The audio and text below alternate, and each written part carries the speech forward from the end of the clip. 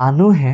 সৰু কালত অৰ্থাৎ যেতিয়া লো টুকুৰা গলি থাকে তেতিয়া কি কয় কোমল অৱস্থাত থাকিলে তাক আমি যি টি ভাজ দিব পাৰো বৰ সুন্দৰ প্ৰভু যিটো কোমল হৈ থাকে আমি তাক যি টি অৱস্থাতে আমি অৱস্থা বা তাক আমি আকাৰ দিব পাৰো হয় ঠিক তেনেধৰণে আমি এটা কোমলীয়া অৱস্থাত আছো কোমলীয়া কৃষ্ণ শংকৰ গুৰু হৰিৰাম আজি আমি পুনৰবাৰ সাক্ষাৎকাৰ অনুষ্ঠান ভাগলৈ আগবাঢ়িছো আজি আমাৰ সাক্ষাৎকাৰ অনুষ্ঠানৰ অতিথি হৈছে প্ৰিয়দৰ্শন ডেকা ডাঙৰীয়া তেখেত মোৰ ভাতৃপ্ৰতিমৰ দৰে তথাপিতো আজি সাক্ষাৎকাৰ অনুষ্ঠানত তেখেতৰ সৈতে যিখিনি কথা আলোচনা কৰিম সেইখিনি সুধি মণ্ডললৈ শ্ৰদ্ধা সহকাৰে প্ৰেৰণ কৰা হ'ব আৰু সকলোৱে নিজৰ মন্তব্যসমূহ আমাৰ কমেণ্টৰ মাধ্যমেৰে প্ৰকাশ কৰিব বুলি আশা প্ৰকাশ কৰি আমি অনুষ্ঠান ভাগলৈ আগবাঢ়োঁ আজি আমি এই অনুষ্ঠানত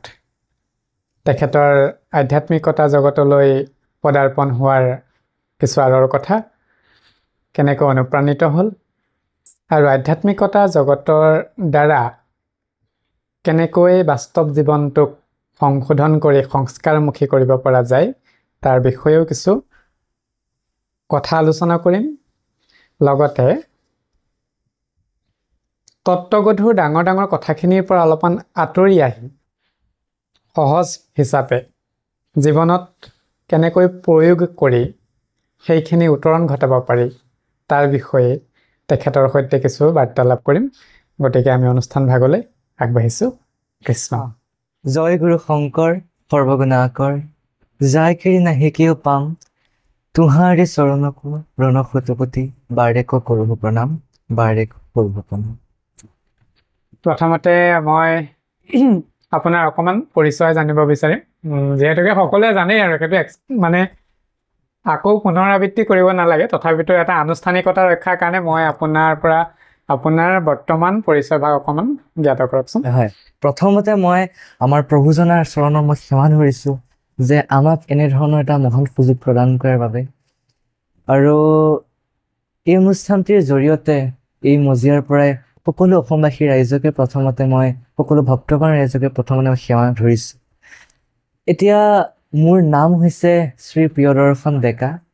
মই এতিয়া ক্লাছ 8ত পঢ়ি আছোঁ মোৰ স্কুলখনৰ নাম হৈছে মুক্তি যুঁজাৰু লাল সিং ডেকা জাতীয় বিদ্যালয় মোৰ দেউতাৰ নাম হৈছে শ্ৰীযুত ব্ৰজেন কুমাৰ ডেকা আৰু মাৰ নাম শ্ৰীযুতা মৰমী ডেকা আৰু মোৰ এজন দাদাও আছে গম পাইছোঁ কোৱাচোন শ্ৰী দিগ্বিজয় ডেকা আৰু মোৰ ঘৰ মৰিগাঁও বাৰপুজু বৰ সুন্দৰ পৰিচয় যিহেতুকে এটা কথা প্ৰশংসা কৰোঁ প্ৰথম অৱস্থাতে যে পিতৃ মাতৃ আৰু নিজৰ স্থানখনৰ লগতে অধ্যয়নৰত বিদ্যালয়খনৰ নামেৰে যিটো পৰিচয় আগবঢ়ালে তাৰ কাৰণে সঁচাকৈ সেইটো এটা আদৰ্শ হ'ব সদায় পৰিচয়টো তেনেকেই আমি দিয়াটো উচিত হয় আৰু এটা বৰ সুন্দৰ 8ম শ্ৰেণীত আপুনি এতিয়া অধ্যয়নৰত আৰু ইমান কম বয়সতে কেনেকৈ আধ্যাত্মিক জগতৰ প্ৰতি ইমান এটা আকৰ্ষণ জন্ম হ'ল তাৰ বিষয়ে অকণমান মানে এই অনুপ্ৰেৰণাটো আহিলে কেনেকৈ অকণ সংক্ষিপ্ত ৰূপত প্ৰকাশ কৰাচোন আচলতে প্ৰথম যে মই এতিয়া ধৰ্মৰ এনেকুৱাত অহা নাই তেতিয়া মই সৰুৰে পৰা মই গীত পৰিৱেশন কৰিছিলোঁ আপুনি সেই সম্পৰ্কে নিশ্চয় জানে হয় হয় ৰিয়েলিটি শ্ব'টো গৈছিলোঁ সেই সম্পৰ্কে মই বহুতো গীত পৰিৱেশন কৰিছিলোঁ তেতিয়া মই ধাৰ্মিক দিশত অহা নাছিলোঁ বা এই সম্পৰ্কে নাজানিছিলোঁ তেতিয়া মই এটাই জানিছিলোঁ যে স্বৰ্গ আৰু নৰকে আছে বৈকুণ্ঠ যে এখন আছে সেই সম্পৰ্কে মই তেতিয়া জনা নাছিলোঁ তেতিয়া ওচৰতে আমাৰ এখন মহাভাগৱতৰ অনুষ্ঠান আছিলে সেই অনুষ্ঠানত মই ভাগ লৈছিলোঁ গৈ শুনিবলৈ গৈছিলোঁ আচলতে শ্ৰৱণ কৰিবলৈ গৈছিলোঁ ধুনীয়াকৈ ধুতি চেলেং এখন লৈ গামোচা এখন লৈ সুন্দৰভাৱে গৈছোঁ মই ভাগৱত শুনিবলৈ তেতিয়া মা দেউতাও আছিলে ভাগৱত শুনিছিলে বহি মই ভাগৱত শুনাৰ অৱস্থাত সুন্দৰভাৱে তেখেতে ব্যাখ্যা কৰি আছে ইমান সুন্দৰভাৱে তেওঁ ব্যাখ্যা কৰিছে যে এই ধৰ্মৰ দিশটোৰ প্ৰতি মই আকৃষ্ট হৈ পৰিলোঁ ইমান ভাল লাগিলে কথাখিনি তেতিয়াৰ পৰা লাহে লাহে মই কি হ'ল এই ধৰ্মৰ দিশটোৰ প্ৰতি যেতিয়া আকৰ্ষিত হ'লোঁ লাহে লাহে মই গুৰুৰ পৰা শিকিছোঁ মোৰ দেউতাই শিকাই মোৰ মায়ে সকলোৱে মোক সহযোগ কৰিছে আৰু যিমানবিলাক ভকত আছে সকলো ভকতে কি কৰে মই যেতিয়া জানিব বিচাৰোঁ তেখেত সকলোৱে মোক প্ৰকাশ কৰে কিবা যদি ভুল ভ্ৰান্তি হৈ যায় তেখেতসকলে মোক শিকাই বুজাই যে বাবা তুমি এনেকে কৰা। আৰু যদি সকলোৱে বহুতে ধৰণে মোক শিকায়, সেইকাৰণে মই সকলোকে গুৰু মানো। সকলোৱে যিহেতু শিক্ষা দিয়ে, সকলোকে মই গুৰু মানো। তেনেদৰে মই ধৰ্মৰ প্ৰতি আকৃষ্ট হৈ আজিৰ যুগৰ নৱপ্ৰজন্ম সকলৰ বাবে কিছু দুআষাৰমান কথা যি সীমিত জ্ঞানেৰে জানো, মই ইমান এজন ডাঙৰ পণ্ডিত আপোনাৰ খবৰ দৰে ইমান আমি নাজানো, তথাপি যিখিনি সীমিত জ্ঞানেৰে জানো সেইখিনিয়ে মই নিজৰ সমনীয়া ল'ৰা ছোৱালীৰ সৈতে মই প্ৰকাশ কৰিবলৈ আচলতে চেষ্টা কৰোঁ। বৰ সুন্দৰ উত্তৰভাগ দিলে। অৱশ্যে উদাহৰণত আমাৰ নামভাগ ওলাইছে, হ'লেও এইটো আমি ইমান সেই উচ্চ স্তৰৰ নহয় বাৰু। নহয় নহয় প্ৰভু, আপোনাৰ মই ভিডিঅ' আগৰ পৰাই চাই আহিছোঁ, আপোনাৰ ব্যাখ্যাও শুনিছোঁ মই। আপুনি যিমানখিনি কথা জানে সেইখিনি আমি এতিয়ালৈকে হোৱাগৈ নাই। আমি ভাগৱতৰ স্কুলত নাম লগাইছোহে ঠিক, আপোনালোকে আকৌ ভাগৱতৰ স্কুলত BA পাছ কৰি আজৰি হ'ল। সেইটো অৱশ্যে মই নিজে কেতিয়াও প্ৰকাশ নকৰোঁ। ময়ো বেলেগক আধ্যাত্মিক জগতৰ এজন ছাত্ৰ বুলিয়েই পৰিচয় দি ভাল পাওঁ, কাৰণ ইমানখন বৃহৎ এখন সমুদ্ৰ। আপুনি কৈছে যে আমি BA পাছ কৰিছোঁ, তো আপোনাৰ মহৎ গুণ, সেইকাৰণে আমাক তেনেকৈ দেখিছে। কিন্তু আচলতে আমি নিজকে ছাত্ৰ বুলিয়ে অভিহিত কৰি ভাল পাওঁ। কাৰণটো হ'ল ইমান এখন আধ্যাত্মিকতা, ইমানখন বিশাল সমুদ্ৰ, যিখন সমুদ্ৰ পাৰাপাৰ নাই, সেইখনত কেতিয়াও কোনো এজন, মই নিজকে ব্যাখ্যাকাৰ বুলিও নকওঁ, আলোচক বুলিও নকওঁ, নিজে এজন তাৰ ছাত্ৰ, কিছু কথা শিকিবলৈ গৈছোঁ আৰু সমাজৰ মাজত ক'বলৈ গৈছোঁ। যি হওক, বৰ সুন্দৰ উপস্থাপন কৰিলে প্ৰভু। ইয়াৰ পাছতে আৰু ভাগ কথা জানিব বিচাৰিম। আপুনি আধ্যাত্মিক জগতলৈ আহিলে সাধাৰণতে এইটো সময়ত ল'ৰামতীয়া যি এটা স্বভাৱ থাকে, তাত আনন্দ বিনোদন বা ল'ৰা সমনীয়াৰ লগত যি অন্যান্য হাঁহি ধেমালি, সেইখিনিৰ মাজতো এই আধ্যাত্মিক জগতখন সুচাৰুৰূপে থাকেনে? নে তেওঁলোকৰ লগত অকণমান সুকীয়া এটা বাতাবৰণত থাকে? মই সকলোৰে লগতে একে ব্যৱহাৰ বা এনেধৰণে সকলোৰে লগতে মই খেল ধেমালি কৰি ভাল পাওঁ আচলতে। সেই সময় কৃষ্ণৰ দৰে মই কাৰো লগত ভেদভাৱ কৰি বা এই তই এনেকুৱা তেনেকুৱা মই ইমান কৰি ভাল নাপাওঁ। সকলোৰে লগতে মই খেলি ভাল পাওঁ। সকলোৰে লগত মোৰ ক্ৰিকেট খেলি মই বেছিকৈ ভাল পাওঁ দেই। বৰ সুন্দৰ। মই ক্ৰিকেট খেলি ভাল পাওঁ, মই বেডমিণ্টন খেলো। মোৰ ওচৰ চুবুৰীয়া যি মোৰ লগৰ ল'ৰা ছোৱালী আছে সকলোকে মাতি আনো, আহা এবাৰ অকণমান খেলো। সন্ধিয়া সময়ত বা অকণমান দুপৰীয়া হ'লে স্কুলৰ পৰা আহি পোৱাৰ পাছত অকণমান সকলোৱে মিলি খেলো। মই সেই ভাল পাওঁ বহুত। বৰ সুন্দৰ। যিহেতুকে ক্ৰীড়া জগতৰ লগতো জড়িত, আধ্যাত্মিকতা জগতটোতো এটা অন্তৰৰ বস্তু, যি পৰম ব্ৰহ্ম পৰম জ্ঞানৰ বস্তু। গতিকে যিখিনি আমাৰ শৈশৱৰ লীলা কৃষ্ণও যেতিয়া কৰি থৈ গৈছিলে, 12 বছৰ বয়সলৈকে যেতিয়া আমাক গুৰুজনাও খেলি থৈ গৈছিলে, গতিকে আমি খেলাটোনো কি, কিয়নো তাৰ পৰা বাদ পৰি থাকোঁ। বৰ সুন্দৰ উপস্থাপন কৰিলে প্ৰভু। মই আপোনাৰ পৰা আৰু এটা কথা জানিব বিচাৰিম, যিহেতুকে এই প্ৰজন্ম, মই আজি আপোনাৰ লগত বৰ বিশেষ ডাঙৰ তত্ত্বখিনি আলোচনা কৰিবলৈ ওলোৱা নাই। আলোচনা কৰিবলৈ এইখিনিয়ে প্ৰয়াস কৰিম, যাতে, কাৰণ আপুনি এজন উঠি অহা প্ৰজন্ম। আমি বুঢ়া হোৱা নাই দেই বুলি কোৱা নাই, আপুনি এতিয়াও ডেকাই হৈ আছে। এতিয়ালৈকে বিয়া হোৱাই নাই। সকলোৱে আশীৰ্বাদ দিব অভিজ্ঞতা বিয়াৰ বাবে। ঠিক আছে, হ'ব বাৰু। আজি আমাৰ অনুষ্ঠানটো অকণমান ব্যতিক্ৰম ধৰ্মীয় হ'বগৈ, কাৰণ আমাৰ হাঁহি ধেমালিটো অলপমান চলিব আধ্যাত্মিকতাৰ মাজতো। অৱশ্যে এইখিনি কোনো ধৰণৰ, যেনেকৈ কৃষ্ণ বলোৰামে খেলিছিলে, কৃষ্ণ বলোৰামৰ লগত শৈশৱৰ বান্ধৱসকল আছিলে, যিখিনি ক্ৰিয়া আছিলে, প্ৰেমানন্দ আছিলে, আমি সেই আনন্দখিনিৰ পৰাও আজি অকণমান বঞ্চিত নাথাকোঁ। পৰৱৰ্তী কথাটো হ'ল এইটো যে আধ্যাত্মিকতাৰ লগত শিক্ষাগতৰ যিটো এটা সুন্দৰ বাতাবৰণত গৈ আছে, কেতিয়াবা এনেকুৱা কিছুমান প্ৰশ্ন আহে, আপোনাৰ মুখেৰে এইকাৰণে জানিব বিচাৰিছোঁ, যিহেতুকে নিজে এজন অধ্যয়নৰত, যিহেতুকে কোনো অভিভাৱকে ক'ব বিচাৰে, সমাজে ক'ব বিচাৰে, মই নিজেও এজন শিক্ষক, আমাৰ শিক্ষক সম্প্ৰদায়সকলেও ক'ব বিচাৰে যে আধ্যাত্মিকতা বা এনেকুৱা যদি দিশলৈ অহা যায়, তেতিয়া পঢ়া শুনাত কিছুমান ক্ষতি বা বিঘিনি ঘটে। আপোনাৰ ক্ষেত্ৰত তেনেকুৱা হৈছে বুলি ভাবে নেকি? আচলতে মই যিটো মোৰ বোধেৰে মই যিটো জানো, বা মই যিটো আজিলৈকে ধৰ্মৰ প্ৰতি আসক্ত, মই 3য় শ্ৰেণীৰ পৰাই মই এই অৱস্থালৈ আহিছোঁ বা এই পথটোলৈ আহিছোঁ। এতিয়ালৈকে মই যিমানখিনি অভিজ্ঞতা পাইছোঁ, তাৰ জৰিয়তে মই ক'বলৈ বিচাৰোঁ যে আটাইতকৈ ডাঙৰ জ্ঞানটোৱে হৈছে ধৰ্মৰ জ্ঞান। আৰু আজিলৈকে মই ধৰ্মৰ দিশটোৰ ফালৰ পৰাই হওক, শিক্ষাৰ ফালৰ পৰা হওক, মই একো অসুবিধা পোৱা নাই। কাৰণ শিক্ষাৰ দিশটোত যদি ঈশ্বৰৰ কৃপা নাথাকে আমি আগবাঢ়ি যাব নোৱাৰো। লগতে ঈশ্বৰৰ কৃপা থাকিলেও নহব, আমি যদি নিজে নপঢ়ো তেনেহ'লে আমি পৰীক্ষাত গৈ ঈশ্বৰৰ নাম ল'লেও নহব। ঠিক তেনেধৰণে ঈশ্বৰেও সহায় কৰিছে, লগতে মই নাম ল'ব লাগিব। মোৰ যিসকল সমনীয়া আছে, ক্লাছমেট মোৰ আছে, সকলোৱে মোক সহায় কৰিছে। মোৰ ছাৰ বাইদেউ সকলোৱেও মোক বহুত সহায় কৰিছে শিক্ষাৰ ক্ষেত্ৰত। মই ইয়াৰ পৰা মই ছাৰ বাইদেউ বা মোৰ ফ্ৰেণ্ডছখিনিক মই ধন্যবাদ জনাম ইমানখিনি আগবঢ়াই দিয়াৰ বাবে। বৰ সুন্দৰ। এইটো কথা স্পষ্ট হ'ল যে আধ্যাত্মিক জগতখনৰ লগত জড়িত থকাত যিখিনি আমাৰ আনুষ্ঠানিক শিক্ষা, তাত কোনো ধৰণৰ বাধাৰ সৃষ্টি হ'ব নোৱাৰে। আৰু আপুনি এভাগ বৰ সুন্দৰ কথা ক'লে যে আধ্যাত্মিকতা জ্ঞানতকৈ আৰু শ্ৰেষ্ঠ জ্ঞান হ'ব নোৱাৰে।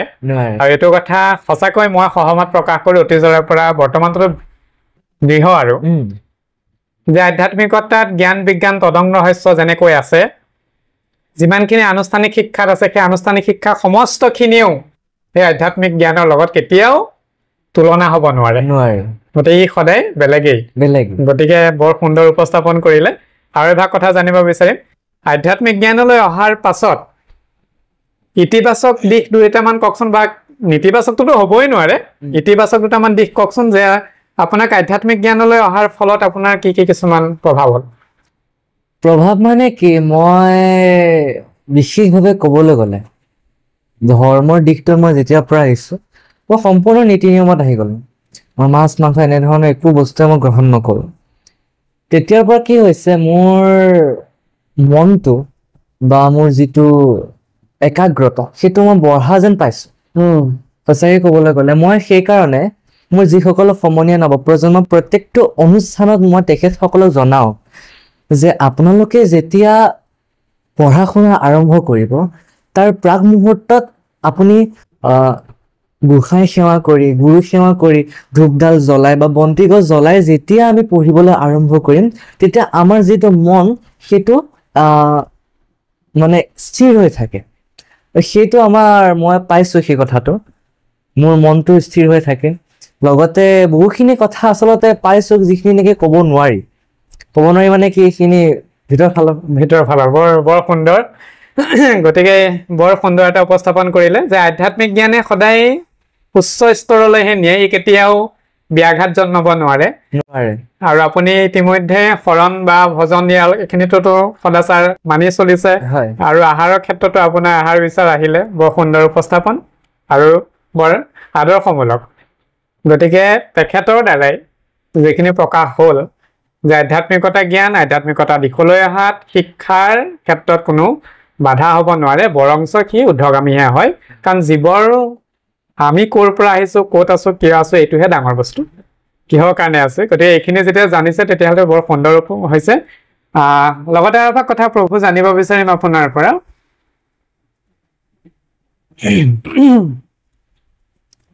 ভাগৱত শাস্ত্ৰ বা ভাগৱত পুৰাণ সূৰ্যভাগ যেতিয়া আপুনি ব্যাখ্যা অনুষ্ঠানলৈ যায়, ব্যাখ্যা যেতিয়া উপস্থাপন কৰে, তেতিয়া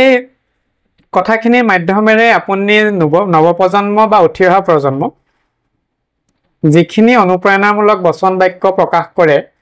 সেইখিনি নিশ্চয় আপুনিও নিজে পালন কৰে? কৰোঁ। মই তেখেতসকলক কোৱাৰ আগতে মই কওঁ যে আপোনালোকে নিশ্চয় ভাবিছে যে আমাক উপদেশ দিয়াটো ঠিকেই আছে, তেওঁ মই নিজে পালন কৰিছে নে নাই, এই কথাষাৰ বহুত নৱপ্ৰজন্মই ভাবিব পাৰে। মই তাৰ আগতে তেখেতসকলক কৈ লওঁ যে মই যিখিনি পালন কৰিছোঁ সেইখিনিহে মই আপোনালোকক সুন্দৰ। কাৰণ আমি যদি নিজে পালন নকৰি যদি আনক উপদেশ যদি দি থাকোঁ, তেনেহ'লে তেখেতসকলক যিটো উপদেশ দিছোঁ তেনেহ'লে তাৰ কোনো অৰ্থ নাই। কাৰণ আমি সেইখিনি নিজে পালন কৰা নাই, আনক উপদেশ দি কি লাভ আছে? কাৰণ উপদেশেই হৈছে বিনামূলীয়াভাৱে পোৱা বস্তু। এইটো কাকো একো অৰ্থ দিব নালাগে, একো কৰিব নালাগে, সকলোৱে উপদেশ বিনামূলীয়াভাৱে দিয়ে। সেইকাৰণে মই নৱপ্ৰজন্মসকলক এইটোৱে কওঁ যে যিখিনি আমি সবে প্ৰকাশ কৰিম নিজেও পালন কৰিছোঁ, আৰু আপোনালোকেও যাতে পালন কৰিবলৈ চেষ্টা কৰে, মই সেইখিনি তেখেতসকলে আগতীয়াকৈ কৈ লওঁ কথাখিনি। পৰৱৰ্তী কথা এবাক জানিব বিচাৰিম অকণমান চমুকে কওকচোন যে ভাগৱত দৰ্শন কি হয় ভাগৱত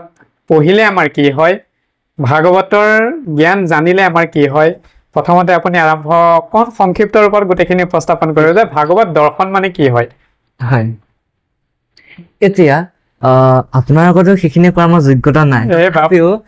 আমি অকণমান চেষ্টা কৰিম আপুনি বাৰু শিকাই বুজাই দিব আকৌ দেই বাৰু ভুল হৈ গ'লে আপুনি ক'ব আমাক এতিয়া ভাগৱতৰ ফালৰ পৰা যদি আমি চাবলৈ যাওঁ ভাগৱতৰ দিশটোত বা ধৰ্মৰ দিশটোত যদি আমি যদি আহোঁ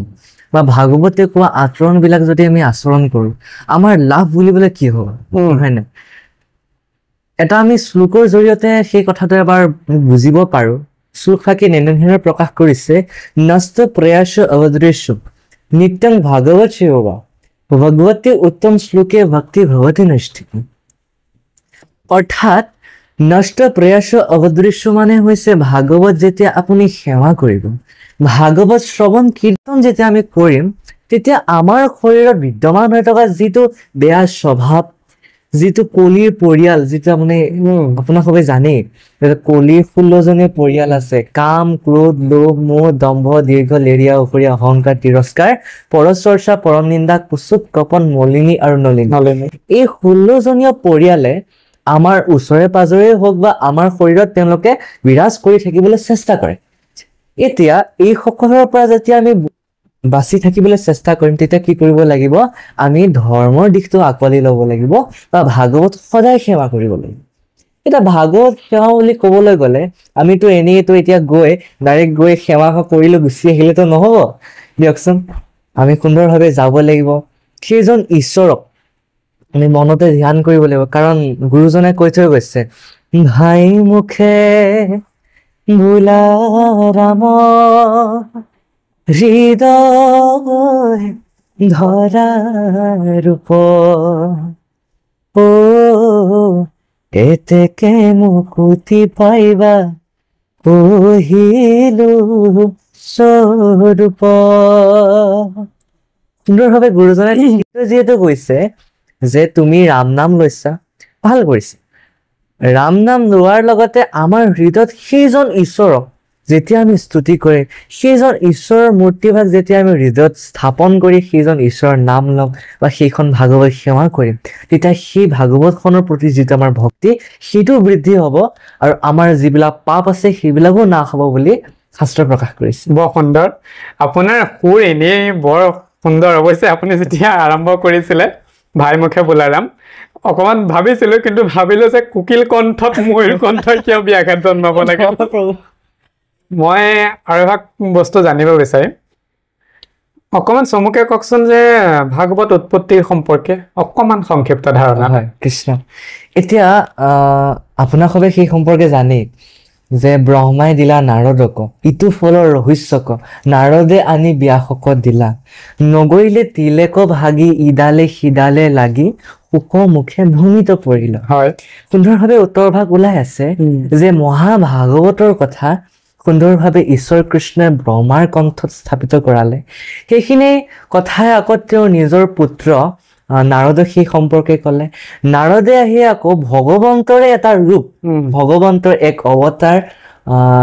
ব্যাসক সেই সম্পৰ্কে জনালে এতিয়া ইয়াতে আমি এটা কথা ভাবিব লাগে বা জানিবলগীয়া কথাটো হৈছে কি ব্যাসদেৱে যেতিয়া তেওঁৰ মনটো দুখিত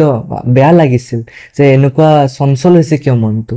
সেই সম্পৰ্কে যেতিয়া নাৰদে তেওঁক সেই উপদেশ যেতিয়া প্ৰদান কৰিছিলে বা তেখেতৰ চৰণত শৰণ লৈ ব্যাসে যেতিয়া শুনিছিলে তেখেতৰ পৰা আৰু নাৰদে যেতিয়া কৈছিলে যে আপুনি ভাগৱত লিখক আপুনি ভাগৱত লিখিলে বা ঈশ্বৰৰ কথা লিখিলে আপোনাৰ সমস্ত মনৰ চঞ্চলতা দূৰ হ'ব এতেকে আপুনি 4 বেদ শাখা ভেদ কৰিছে 18 পুৰাণ সমস্তবিলাক লিখিছে তেকে আপোনাৰ মনটো এনেধৰণৰ কাৰণৰ কাৰণেই আপোনাৰ চঞ্চল হৈ আছে সেই সম্পৰ্কে তেখেতে কোৱাৰ ফলত ব্যাসদেৱে তেখেতে ক'ব লাগিছিলে আজি যুগৰ মনুষ্য হোৱাতেন ক'লেহেঁতেন কি ক'লেহেঁতেন যে হে প্ৰভু আমি ইমানকে লিখিবলৈ চেষ্টা কৰিছোঁ আপুনি যে আমাক উপদেশটো যে দিবলৈ আহিছে আজিলৈকে আপুনি কেইখন পুৰাণ লিখি পাইছে ক'লেহেঁতেন আপুনি কেইখন লিখি পাইছে আপুনি মোক উপদেশ দিব আহিছে নেকি তেনেধৰণৰ মনোভাৱ হ'লহেঁতেন, আমাৰ নিচিনা মনুষ্য হোৱাহেঁতেন। কিন্তু ব্যাসে ভগৱন্তৰ এটা অৱতাৰ হৈও তেখেতে কি কৰিলে, নাৰদৰ সৎগুৰুৰ শৰণাপন্ন হয় তেওঁৰ পৰা ভাগৱতৰ কথা জ্ঞান লৈ কি কৰিলে, ভাগৱত ৰচনা কৰিলে। হয়। জানে সেই সম্পৰ্কে বৰ সুন্দৰ। সেইকাৰণে সেই কথাটোতেতো আপুনি বৰ সুন্দৰকৈ উপস্থাপন কৰিলে যে আজি মনুষ্য হোৱাহেঁতেন কি বুলি উত্তৰটো দিলেহেঁতেন, কিন্তু তাৰ বেলেগ উত্তৰ কি বুলি দিছিলে যে ব্যাসো শান্তচিত্ত ভৈলা পায়া উপদেশ। হয়, প্ৰভু। আগে পেছৰখিনি বাৰু বাদ দিলো। ব্যাসো শান্তচিত্ত ভৈলা পায়া উপদেশ, কাৰ উপদেশ পালে? নাৰদৰ উপদেশ পায়। হয়, বৰ সুন্দৰকৈ উপস্থাপন কৰাৰ কাৰণে কৃতাৰ্থ হ'লো। আমি আৰু পৰৱৰ্তী ভাগলৈ যাব বিচাৰিম। বাপ, আপুনি মোক আভাস কথা কওকচোন যে এই নৈমিষাৰণ্যত যেতিয়া ভাগৱত চৰ্চা হ'বলৈ লৈছিলে, হয়, শুকদেৱৰ দ্বাৰা যেতিয়া প্ৰকাশ পাবলৈ পৌনকাৰী মুনিসকলে আগ্ৰহ প্ৰকাশ কৰিছিলে, তেতিয়া এই 28,000 আৰু 32,000 এনেকে 60,000 এটা প্ৰসংগ আহে। হয়, আজিৰ সমাজতো সেইখিনি আছে যে কোনোবা এজনে এভাগ কথা ক'বলৈ আহিলে বা ভাগৱত চৰ্চা কৰিবলৈ আহিলে, সেই আমাৰ মাজতে থকা সেই 60,000 ভিতৰত 32,000 যেনেকে নিলগলৈ গুচি যায়, 28,000 ৰৈ যায়। ইয়াৰ পৰা কিবা এটা অকণমান দৰ্শন আপোনাৰ অনুভৱ হয় নেকি? অকণমান ক'ব নেকি? হয়, কৃষ্ণ। এতিয়া যদি চাবলৈ যাওঁ, প্ৰথমতে মই এষাৰ কথা ইয়াতে প্ৰকাশ কৰোঁ। বহু নৱপ্ৰজন্মই নিশ্চয় ভাবিব পাৰে, মই গোটেইখিনি কথা মোৰ ডাঙৰসকলৰ আপোনাৰ দৰে জ্ঞানীসকলৰ কাৰণে মই এইখিনি কথা মই ব্যক্ত কৰা নাই। আমাৰ দৰে যিসকল শিশু, সেইসকলকে আমি কিছু কথা কৈছোঁ। 60,000 ঋষিমুনিৰ প্ৰসংগটো ক'ৰ পৰা আহিল? যেতিয়া তেখেতসকলে পৰীক্ষিতে মুক্তি পালে, পৰীক্ষিতে মুক্তি পোৱাৰ পাছত তেখেতসকলে পুনৰ 1000 বছৰ যজ্ঞ কৰিবলৈ আৰম্ভ কৰিলে। যজ্ঞ কৰাৰ পাছত যেতিয়া তেখেতসকলে একো ফল প্ৰাপ্তি নহ'লে, তেতিয়া তেওঁ শুকমুনিৰ ওচৰলৈ গৈছিলে। তাত গৈ তেখেতক স্তুতি কৰিছে যে প্ৰভু, আপুনি এতিয়া আমাৰ মহাভাগৱতৰ কথা পুনৰ ক'ব লাগে। কাৰণ যেতিয়া আপুনি পৰীক্ষিতক কৈছিল, তেতিয়া আমি সেই ভাগৱতৰ কথা ইমানকৈ ভালদৰে শুনা নাছিলোঁ। এতিয়া ইয়াতে এষাৰ কথা জানিব পাৰোঁ কি, মানুহৰ যেতিয়া ব্যক্তিত্বৰ কথা আমি নাজানো, সেইজন ব্যক্তিক আমি কেতিয়াও গুৰুত্ব প্ৰদান নকৰোঁ, সেইজন ব্যক্তিক আমি মাত দিবলৈ নিবিচাৰোঁ দৰাচলতে। ঠিক তেনেদৰে ঋষিমুনিসকলে যেতিয়া সেই ভাগৱতৰ কথা নাজানিছিল, তেওঁৰ ব্যক্তিত্বৰ কথা গম পোৱা নাছিল ভাগৱতৰ, তেতিয়া তেখেতসকলে ইমানকৈ মন দি ভাগৱতৰ কথা শুনা নাছিল। যদিও শুনিছে অলপ অলপকৈ, মন দি শুনা নাছিল। সেইকাৰণে সেই কথা তেওঁ শুকমুনিৰ ওচৰত ব্যক্ত কৰিছে। শুকমুনিয়ে কৈছে যে মহাভাগৱতৰ কথা আপোনাৰে মাজত এজন শুকমুনি নামেৰে এজন আছিল, তেখেতকে সমস্তখিনি জ্ঞান দি থৈ আহিছোঁ, তেখেতৰ পৰা শুনক। আৰু যেতিয়া গৈ পাই তেওঁ গম পালে যে এইজন চোন অকুলীন জাতি, অন্তেজ জাতিৰ লোক, এতিয়া এখেতৰ মুখেনো ভাগৱত শুনিম নে বাৰু? আজিকালি মনুষ্য ঠিক তেনেধৰণৰ যে আজিকালি মানুহে কি কৰে, জাতিৰ ভেদ অত্যন্ত বৃদ্ধি পাইছে। কাৰণ কিয়, ইখন সমাজে সিখন সমাজে দেখিব নোৱাৰা, সিজন মানুহে সিজন মানুহক দেখিব নোৱাৰা, এই যিটো হিংসা বিদ্বেষ ভাৱ, এইটো আটাইতকৈ বেছিকৈ বৃদ্ধি পাইছে। আমাৰ মহাত্মা গান্ধীদেৱে কৈ থৈ গৈছে, অহিংসাই পৰম ধৰ্ম। কিন্তু সেইটো এতিয়া সকলোৱে নিশ্চয় পালন কৰিব পৰা নাই, বা আমিও সেইখিনি এতিয়ালৈকে পালন কৰিব পৰা নাই। জাতিভেদ হ'লেও আমাৰ মাজত আছে। কিন্তু আমি যেতিয়া ঈশ্বৰৰ পৰা আহোঁ, যেতিয়া বৈকুণ্ঠৰ পৰা যেতিয়া পৃথিৱীলৈ আহোঁ, আমিতো একেলগে আহোঁ, বেলেগ বেলেগকৈ অহা নাই। ইয়াত আহিহে আমি আমাৰ যিটো নিয়ম প্ৰচাৰ কৰিছোঁ, আমি যে এনেকে ব্ৰাহ্মণ, ক্ষত্ৰিয়, ক্ষুদ্ৰ, বৈশ্য এনেধৰণৰ জাতি আছে, আমি সেইখিনি ভেদ কৰি আমাৰ যিটো নিয়ম সেইটো আমি পালন কৰিবলৈ চেষ্টা কৰি আছোঁ। ইয়াতে এষাৰ শ্ৰীমদ গীতাৰ জৰিয়তে প্ৰকাশ কৰিছে, ইয়া শাস্ত্ৰ বিধিমুৎসৃজ্য वर्तते कामाकारात् न सिद्धिमवाप्नोति न सुखं न पराम गति।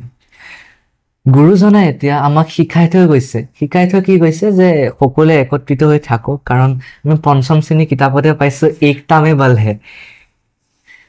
আমি তেনেধৰণে পাইছিলোঁ যে একতাত সদায় বল থাকে, সদায় একত্ৰিতভাৱে আপুনি কৰি যাওক। আমি যদি একতাভাৱে যদি কাম কৰি যাওঁ, আমাৰ অসমীয়া সমাজটো বহুত আগবাঢ়ি যাব, তেনেধৰণে আমি পাইছিলোঁ। এতিয়া গুৰুজনে ইমান সুন্দৰভাৱে লিখি থৈ গৈছে শাস্ত্ৰৰ জৰিয়তে, কিন্তু আমি যদি এতিয়া শাস্ত্ৰৰ কথাই যদি অৱজ্ঞা কৰোঁ বা শাস্ত্ৰৰ কথাই যদি নুশুনো, তেনেহ'লে কি কোৱা আছে শ্লোকভাগীৰ জৰিয়তে, যে সেইজন ব্যক্তিয়ে জীৱনত কেতিয়াও সুখ নাপায়, সেইজন ব্যক্তিয়ে জীৱনত সুখ প্ৰাপ্তি নহয়, আৰু তেখেতে কেতিয়াও মুক্তি পাব নোৱাৰে। আৰু এইটোৱে হৈছে আমি মানুহৰ জীৱনত দুখ পোৱাৰ কাৰণ, বা আমি আমাৰ বোধেৰে দুটা কাৰণ বুলি ভাবোঁ দে আমি। কওকচোন। প্ৰথমটো হৈছে যে শাস্ত্ৰৰ কথা নমনাৰ ফলত নমনাৰ ফলত দুখ পোৱা যায় পোৱা যায় আৰু যোৱা জন্মৰ কৰ্মৰ ফলৰ ফলত আমি যোৱা জন্মত যি কৰ্ম কৰিলো আৰু বেয়া এই জন্মৰ কিছু কৰ্মৰ তাত সংযোগ বিয়োগ হয় তাত আমি দুখ প্ৰাপ্তি বাকী আমাৰ যি 3 প্ৰকাৰ তাপ আছে কষ্ট আছে পীড়া আছে সেইবিলাকতো আমি পাওঁ বাৰু ঠিক আছে বৰ সুন্দৰ মানে আপোনাৰ কথা ভাগৰ পৰা এইটো কথা স্পষ্ট হ'ল যেনেকৈ পুতমণি অকুলি নাছিলে বুলি যেনেকৈ আগস্থান দিব নিবিচাৰি সেই ৩২,০০০ গুচি গৈছিলে ২৮,০০০হে থাকি গৈছিলে ঠিক একেদৰে আজিও সমাজখনতো তেনেকুৱা এটা বাতাবৰণ আজিও বিদ্যমান যাৰ কাৰণে আমি একতা হ'ব পৰা নাই যেটো মহাপুৰুষ শ্ৰীমন্ত শংকৰদেৱ গুৰুজনে দেখুৱাই থৈ যাব বিচাৰিছিলে কিন্তু আমি ভকতৰ পোছাকযোৰ ঠিকই পৰিধান কৰিলো কিন্তু আমি সেই গুৰু আদৰ্শ মানি নচলিলো ভকতৰ পোছাক বুলি পৰিধান কৰোঁতে এষাৰ কথা মনত পৰিলে প্ৰভু আপুনি অকমান ক'লে ভাল হ'ব কাৰণটো কি হৈছে যদি আমি কৈ থাকো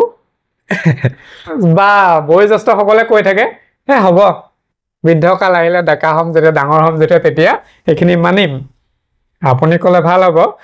যে আমি ধুতিখন নামঘৰলৈ আহোঁতেনো কিয় পিন্ধিব লাগে বা এনেকুৱা ধৰ্মীয় পৰিৱেশ ধৰ্মীয় অনুষ্ঠানত আপুনিতো বৰ সুন্দৰকৈ সাজযোৰ পৰিধান কৰি আহিছে দেখিয়েই ভকতি ভাৱ জাগ্ৰত হয়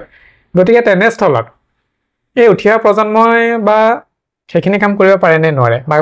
কেনেকৈ কৰিব পাৰে হয় মই শিশুসকলক এইটোৱে জনাবলৈ বিচাৰোঁ যে আমি এতিয়া ধুতিখন পিন্ধিলোঁ পাঞ্জাবীটো পিন্ধি ল'লোঁ গামোচাখন ল'লোঁ সেইজনে প্ৰকৃত ভকত হ'ব নোৱাৰে কাৰণ প্ৰকৃত ভকত হ'বলৈ সেইজন ব্যক্তিৰ শৰীৰত বা সেইজন ব্যক্তিৰ মনোভাৱত ভকতৰ কিছু নিয়ম থাকিব লাগিব অৰ্থাৎ আপুনি সেই সম্পৰ্কে জানেই যে সত্য শৌচ ক্ষমা আৰু দয়া যিটো আমাৰ 4টা পাত আছে এই 4টা নিয়মৰ জৰিয়তে যিজন ব্যক্তি এজন প্ৰকৃত ভকত হ'ব পাৰে এই 4টা নিয়ম যিজনে পালন কৰে সেইজনে আচল প্ৰকৃত ভকত হ'ব পাৰে আৰু যিজনে পালন নকৰে সেইজনে প্ৰকৃত ভকত হ'ব নোৱাৰে তেওঁ লাগিলে যেনে ধৰণৰ পোছাকেই পৰিধান নকৰক সেইবাবে পোছাকৰ লগত চাবলৈ গ'লে পোছাকৰ লগত কিছু এটা মনোভাৱ জড়িত হৈ আছে কিন্তু আচল ভক্তি সদায় হৃদয়ত বিদ্যমান হৈ থাকে পোছাকযোৰে আপোনাৰ মন পবিত্ৰ কৰে কিন্তু আপোনাৰ মনত ভক্তিভাৱ আনিব নোৱাৰে ভক্তিভাৱটো এটা অন্তৰকৰণৰ বস্তু তাৰ কাৰণে সাধনা লাগিব তাৰ কাৰণে এটা সৎসংগ লাগিব এটা সুমধুৰ পৰিৱেশো লাগিব আপোনাৰ পৰা সেইটো কথা জানিলো গতিকে বাকীখিনি কথা আমি দৰ্শক মণ্ডলী আৰু শ্ৰদ্ধাৰ শ্ৰোতা মণ্ডলীলৈ অৰ্পণ কৰিছো চমুকৈ ক'ব দেই আচলতে ভক্তি মানেনো কি আৰু ভক্তি কৰিলে আমাৰ লাভ কি হয় এইটো কথা এইকাৰণে আনিছো কাৰণ মনুষ্য জাতিক বিনা স্বাৰ্থত একো নকৰে গতিকে ভকতিটো স্বাৰ্থৰ কাৰণেই কৰে কৰক স্বাৰ্থৰ কাৰণেও কৰক কমচে কম ভকতিটোতো হ'ব স্বাৰ্থ এটা আগত ৰাখিয়ে গতিকে আপুনি অকণমান সংক্ষিপ্ত ৰূপত প্ৰকাশ কৰকচোন যে ভকতি মানেনো কি আৰু ইয়াৰ পৰা লাভ আমাৰ কি হয় প্ৰভু ভক্তি আচলতে ক'বলৈ গ'লে আমাৰ 3য় স্কন্ধৰ সেই সম্পৰ্কে কোৱা গৈছে যাক নেকি আমি স্বৰ্গ বুলি কওঁ ভাগৱতৰ লক্ষণত দশৰ ভাগৱতৰ লক্ষণত কোৱা হৈছে তামসিক ভক্তি ৰাজসিক ভক্তি আৰু সাত্বিক ভক্তি সৰ্বশ্ৰেষ্ঠ ভক্তিয়ে হৈছে এতিয়া সাত্বিক ভক্তি আকৌ কৈছে সগুণ ভক্তি আৰু নিৰ্গুণ ভক্তি সগুণ নিৰ্গুণ ভক্তিত সগুণ ভক্তিত 81 বিধ আছে আৰু নিৰ্গুণ ভক্তিত এবিধে আছে সেইটোৱে হৈছে মহাভাগৱতৰ শ্ৰৱণ কীৰ্তন বা সেইজন ঈশ্বৰৰ গুণ কীৰ্তন এতিয়া ভগৱন্ত নিৰ্গুণ কাৰণে তেখেতৰ গুণলীলা শ্ৰৱণ কীৰ্তন কৰি বা তেখেতক ভক্তি কৰি ভকত সকলো নিৰ্গুণময় হৈ গৈছে পদেফাকিৰ জৰিয়তে কোৱা সুন্দৰ ফুল লগাই কালে উপকৃত হ'ম তুমি প্ৰভু নিৰ্গুণ গুণেৰ সীমা নাই নিৰ্গুণ হুৱে জীৱ কেহি গুণ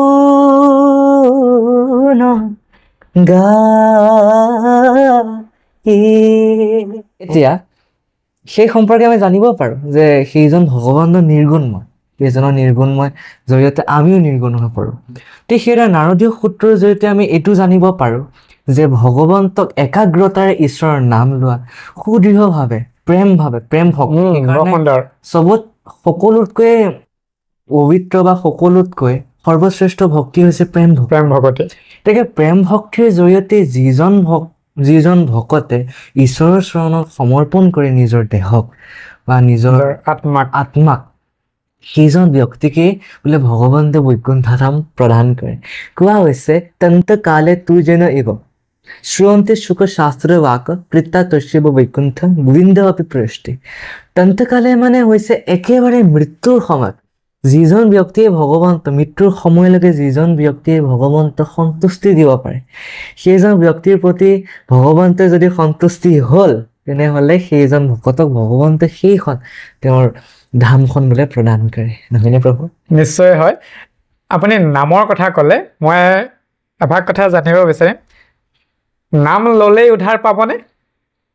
নাম ল'লে প্ৰভু উদ্ধাৰ পাব কিন্তু তাতো এটা কথা সেই কথাটোৱে অকণমান কওকচোন সোমাই থকা কথাটো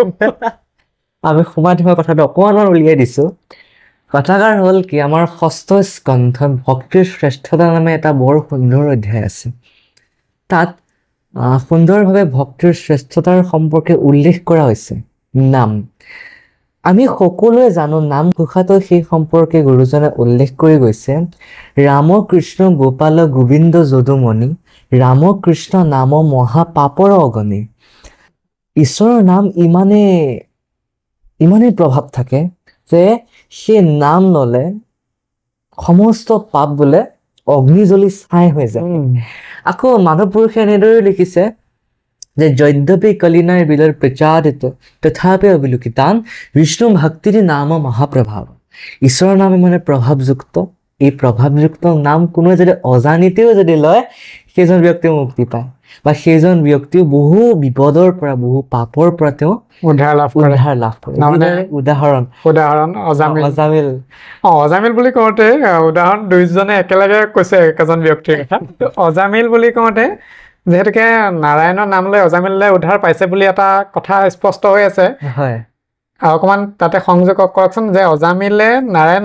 নাম লৈয়েই হয় লগতে উদ্ধাৰ পাইছিলে নে নাই প্ৰভু কওকচোন আমাৰ সকলো সমাজতে এইটোৱে প্ৰচলন হৈ আহিছে যে তেওঁ যেতিয়া নাম লৈছিলে অজামিলৰ যেতিয়া কনিষ্ঠ পুত্ৰৰ নাম নাৰায়ণ বুলি যেতিয়া নামটো ল'লে তেতিয়া সেই সময়ত বিষ্ণুদূত আহিছে হয় আপুনি জানে বিষ্ণুদূত অহাৰ পাছত যেতিয়া নাৰায়ণ নামটো ল'লে তেতিয়া বিষ্ণুদূতে তেওঁ লগ গ'ল বুলি গম পাইছে তেওঁ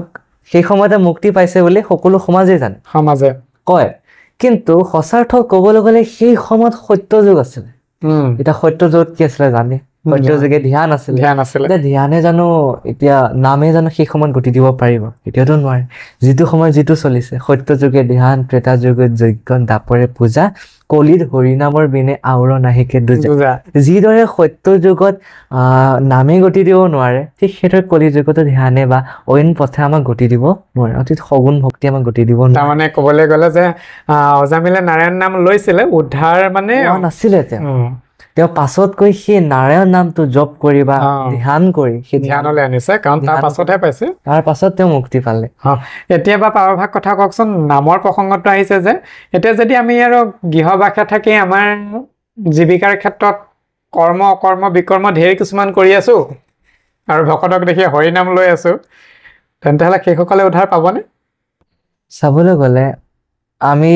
যদি ক'বলৈ যাওঁ যে যিজন প্ৰভুৱে বহুত কৰ্ম কৰি আছে চাবলৈ গ'লে দেখাক দেখি ভক্তি কৰি আছে সেইটো হ'লে নহ'ব দেখাক দেখি ভক্তি কৰি থাকিলে নহ'ব আপোনাৰ অন্তৰ ফালৰ পৰা ভক্তি কৰিব লাগিব বেলেগে দেখক নে দেখক আপুনি ভকত হয় নে নহয় আপুনি ধুতি পিন্ধিছে নে নাই এইটো ডাঙৰ কথা নহয় বৰ সুন্দৰ কিন্তু এতিয়া আমাৰ হৃদয়ত থকা বা অন্তৰত থকা ভক্তিটো আছে নে নাই আমাৰ বিদ্যমান হৈ আছে নে নাই সেইটোহে ডাঙৰ কথা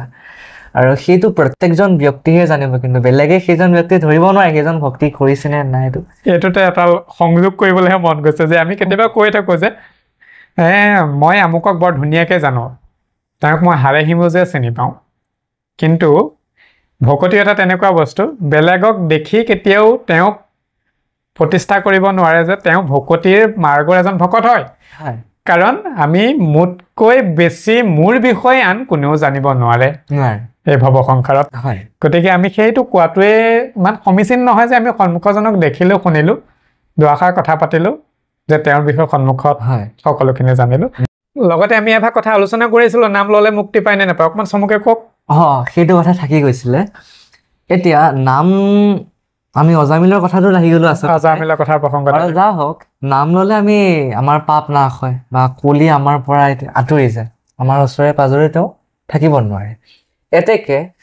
নাম ললে আমি মুক্তি পোৱাৰ সম্পৰ্কে সকলো শাস্ত্ৰতে উল্লেখ আছে চাবলৈ গ'লে কাৰণ বৃহৎ নাৰদীয় পুৰাণত উল্লেখ কৰিছে গুৰুজনাই হৰেৰ নাম কেৱলম কলো নাস্তি নাস্তিব্য গতিৰ অন্যথা সুন্দৰভাৱে উল্লেখ কৰা হৈছে হৰিনামৰ বাদে অন্যে আমাক গতি দিব নোৱাৰে কিন্তু এতিয়া আমাৰতো প্ৰত্যেক দিনেতো আমাৰ পাপ ওলাই থাকে দিয়কচোন হৈয়ে থাকে আমি পাপ হৈয়ে থাকে এতিয়া এই পাপৰ পৰা আমি মুক্তি পাবলৈ আচলতে ভক্তিৰ আশ্ৰয় ল'ব লাগে এতিয়া এনেদৰে ক'লেতো আমি অকমান মনটো দিগদাৰ লাগিব যে কি যদি আমি ভক্তি কৰিবই লাগে নাম কেলে লওঁ আৰু যদি নাম ল'বই লাগে ভক্তি ভাগৱত শ্ৰৱণ কীৰ্তন নকৰিলেওতো হয় আমিতো নাম লৈতো মুক্তি পাব পাৰো যি অজামিলে যিদৰে তেওঁ ধ্যান কৰি পাইছিল যিদৰে ৰক্ষা পাইছিল তেনেদৰেতো আমি পাব পাৰো সেই ক্ষেত্ৰত যদি আমি চাবলৈ যাওঁ তাত শাস্ত্ৰত কোৱা হৈছে যে যেতিয়া এডাল গছ আমি যেতিয়া মাজতে কাটি দিয়া যায় পাছতকে সেই গছডাল সেই আধা কাটা গছডালৰ পৰাই পুনৰ এটা পুলি অংকুৰিত হৈ আহে গজি আহে ঠিক সেইদৰে আমাৰ শৰীৰত আপুনি অকণমান আগত কৈ গৈছিলে যে অন্তৰত ঈশ্বৰ ভক্তিৰ এটা বীজ থাকিব লাগে পাপৰো এটা বীজ আছে পাপৰ এটা বীজ আমাৰ শৰীৰত বিদ্যমান হৈ আছে এই পাপৰ বীজটোৰ জৰিয়তে কি হয় আমাৰ পাপবিলাক উৎপন্ন হৈ থাকে এতেকে যেতিয়া আমি নাম লওঁ আধা কাটা গছডালৰ দৰে আমাৰ নামবিলাকে আমাৰ নামে সেই পাপবিলাক কাটি দিয়ে কিন্তু তাক সম্পূৰ্ণভাৱে নাশ নকৰে এতিয়া সম্পূৰ্ণভাৱে নাশ কৰিব কোনে এই ধৰ্ম বা এই ভক্তিহে কৰিব আপুনি যেতিয়া ঈশ্বৰৰ চৰণৰ নাম ল'ব বা সেইজন ঈশ্বৰ যে শ্ৰৱণ কীৰ্তন যেতিয়া কৰিম বা যেতিয়া ভক্তি কৰিম তেতিয়াহে বোলে আমাৰ শৰীৰত থকা যিবিলাক পাপৰ বীজ সেই পাপৰ বীজৰ সৈতে বোলে সমস্ত বোলে বিনাশ হ'ব সুন্দৰ গতিকে নামৰ প্ৰভাৱ আছে খালি আমি তাক আখৰালৈ আনি ভকতিৰ ভাৱত সমৰ্পণ কৰি সেই নাম ল'লেও নহ'ব আচলতে সেইটো কওকচোন অকণমান নাম ল'লেও নহ'ব আচলতে আপোনাৰ ভক্তি কৰাৰ সম্পৰ্কটো সেইটোতে আহে যে কি আপুনি এতিয়া ভক্তি নকৰাকৈ আপুনি নাম ল'ব নোৱাৰে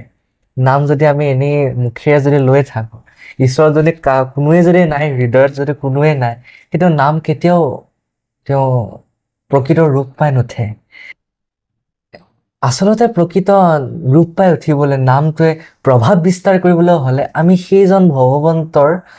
যিটো ভক্তি সেই ভক্তিটো কৰিবই লাগিব আৰু এইটোৱে হৈছে ভক্তিৰ শ্ৰেষ্ঠতা ষষ্ঠ স্কন্ধত সেইটো প্ৰকাশ কৰা হৈছে বৰ সুন্দৰ প্ৰভু আৰু এভাগ কথা আপুনি অকণমান চমুকে কওকচোন আজিৰ প্ৰজন্মই শৰণ বুলি ক'লে হয় বৰ পলাইহে আৰু লগতে সমান্তৰালভাৱে অভিভাৱকসকলো সমাজখনো তাৰ কাৰণে ক'ৰবাত নহয় ক'ৰবাত জগৰীয়া হয় আপুনি অষ্টম শ্ৰেণীৰ ছাত্ৰ হৈ আপুনি শৰণ ভজন সদাচাৰ কেতিয়াবাই ল'লে গতিকে আপুনি যদি দুআষাৰ প্ৰকাশ কৰে উঠি অহা প্ৰজন্মই শৰণৰ কাৰণে আগ্ৰহ প্ৰকাশ কৰিব শৰণৰ লাভ কি শৰণ কিয় ল'ব লাগে অকণ চমুকে কওকচোন কৃষ্ণ আমি ইমান তত্ত্বৰ মাজলৈ সোমাই নাযাওঁ নালাগেও একদম মানে কাৰণ আপোনাৰ কথাখিনি মই বিচাৰোঁ যেন প্ৰত্যেকজন আপোনাৰ বয়সৰ সকলোখিনিয়ে দৰ্শন কৰক উপলব্ধি কৰক যদি প্ৰিয় দৰ্শন বাপজনাই পাৰে আমাৰ সখা আমাৰ বন্ধু সেইবুলি যদি আপোনাক ভাবে তেন্তে সেই সকলেও পাৰিব নিশ্চয় কওকচোন অকণমান শৰণ বুলি ক'বলৈ গ'লে সকলো মানুহে ভয় কৰে বা ভজন বুলি ক'বলৈ গ'লে সকলো মানুহে ভয় কৰে আজিকালি ভকতসকলৰ বয়োজ্যেষ্ঠ হৈ গৈছে কিন্তু ভজন ল'বলৈ তেখেতসকলে ভয় কৰে যে যদি লওঁ এতিয়া যদি অপৰাধ হৈ যায় বা যদি ভুল হৈ যায় কি হ'ব বা সেইখনলৈকে ঠিকেই আছে আপুনি ভয় এটা ভয় কৰিব লাগে আচলতে ভয় থাকিলেহে ভক্তি আহিব ভয় থাকিলেহে ভক্তি থাকে এতিয়া ভয় কৰি থাকিলেওতো নহ'ব সেইজন ঈশ্বৰত আমি ভজনটো ল'ব লাগিব দিয়কচোন এতিয়া প্ৰকৃত শৰণৰ ভজন ক'বলৈ গ'লে কি হয় ঈশ্বৰক সেইজনক ভজনৰ সম্পৰ্কে আমি সেইজন ঈশ্বৰ কৃষ্ণ ভজনা কৰাকে আমি ভজন বুলি ক'ব পাৰোঁ বা সেইজন ঈশ্বৰ কৃষ্ণৰ চৰণৰ শৰণ লোৱাকে আমি শৰণ বুলি ক'ব পাৰোঁ এতিয়া শৰণ লোৱা মানে হৈছে সেইজন ঈশ্বৰ কৃষ্ণৰ চৰণত আমি কিদৰে শৰণ ল'ম সেই সম্পৰ্কে আমাক গুৰুৱে বুজাই কয় নিশ্চয় সেইজনৰ নাম কেনেদৰে ল'ম তাকে আমি শৰণ বুলি নকওঁ জানো হয় হয় চমুতে সেইটোৱে সংক্ষিপ্ত ৰূপে সহজতে ক'বলৈ গ'লে হয় তাকে যদি আমি অকণমান বহলভাৱে যদি ক'বলৈ যাওঁ যে শৰণ মানেই হৈছে আমাৰ দেহটো এতিয়া ভগৱন্তৰ ওচৰত আমি সমৰ্পণ কৰা নাই শৰণ নোলোৱালৈকে আমি যিহেতু আমাৰ জীৱনটো ইঞ্চুৰেঞ্চ যিহেতু কৰোঁ কৰো ঠিক সেইদৰে আমাৰ আত্মাটোৰো ইঞ্চুৰেঞ্চ কৰিব লাগিব বৰ সুন্দৰ এটা উদাহৰণ দিছে দেই দেহটোতো কৰিলে নহ'ব কাৰণ দেহটোত খন্তিকে বুলি কোৱা নাই জানো আমাক আমি আত্মাটোৰ ইঞ্চুৰেঞ্চো কৰিব লাগিব কাৰণ এই আত্মাটোৰ যদি ইঞ্চুৰেঞ্চ এতিয়াই কৰোঁ তেতিয়াহে সেইখন বৈকুণ্ঠ পাব ঠিক তেনেদৰে আমি যেতিয়া ভগৱন্তৰ চৰণত শৰণাপন্ন হৈ যেতিয়া সেইজন ভগৱন্তৰ চৰণত আমাৰ শৰীৰটো বা আমাৰ আত্মাটোৰ ইঞ্চুৰেঞ্চ যেতিয়া আমি কৰিম তেতিয়া আমাৰ শৰীৰৰ হওক আত্মাৰ হওক সমস্ত দায়িত্ব কাৰ তাত থাকে ভগৱন্তৰ চৰণত থাকে এষাৰ কথা আমাক কয় যে ৰাখে হৰি মাৰে কোনে মাৰে হৰি ৰাখে কোনে এইষাৰ কথাষাৰ যে আছে এতিয়া ভগৱন্তই যদি আমাৰ ৰাখিব বিচাৰে শৰণ লোৱাৰ পাছত যদি ৰাখিব বিচাৰে তেওঁ ৰাখিব পাৰে আৰু যদি তেওঁ ৰাখিব নিবিচাৰে যিমানেই যোনেই নৰখাওক কিয় কোনো ৰাখিব নোৱাৰে ইয়াতে এটা কথা আহিল কি আমি সবে প্ৰকাশ কৰিছিলো যে যিহেতু আমাৰ শৰীৰটো মূল্য নাই এটা আশাৰ কথা মই সংযোগ কৰি দিছোঁ নিশ্চয় আমাক গুৰুজনে বৰগীতৰ জৰিয়তে বৰ সুন্দৰভাৱে উল্লেখ কৰাইছে সুন্দৰভাৱে তেওঁ উল্লেখ কৰিছে যিহেতু গুৰুজনে বহুতো বৰগীত এতিয়া তাৰ মাজতে এটা বৰ তত্ত্বগধুৰ এটা বৰগীত আছে মোৰ খুব ভাল লাগে গাই শুনালে বৰ উপকৃত আপোনাৰ নিশ্চয় প্ৰিয় বৰগীত পাৱে পৰিহৰি যিটো বৰগীত বৰ সুন্দৰ লাগে ৰাতিপুৱাৰ সময়তে হওক বৰ সুন্দৰ বৰগীত অকণমান আমি কীৰ্তন কৰি দিছোঁ বৰ সুন্দৰ কওকচোন আমি গোটেইটো বাৰু নাগাওঁ যিখিনি তাৰ আচল অৰ্থ আছে হয় সেইখিনি অকণমান প্ৰকাশ কৰিম পাৱে পৰিহৰি পৰুহু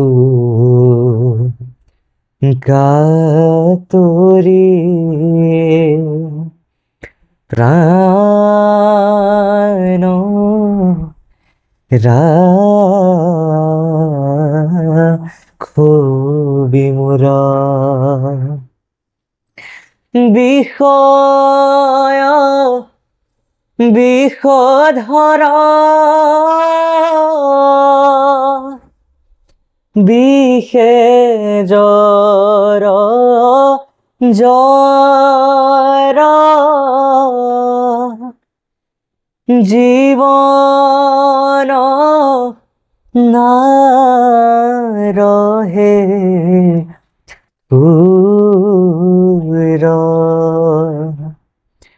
প্ৰাণ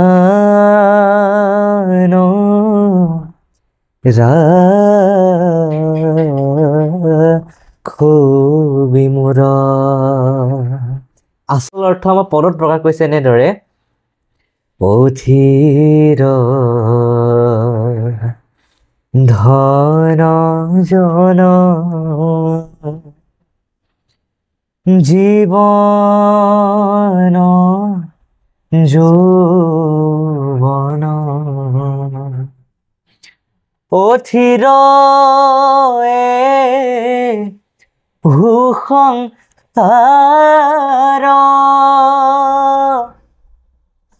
পুত্ৰ পৰিবাৰ সবহিয় সাৰ কৰবু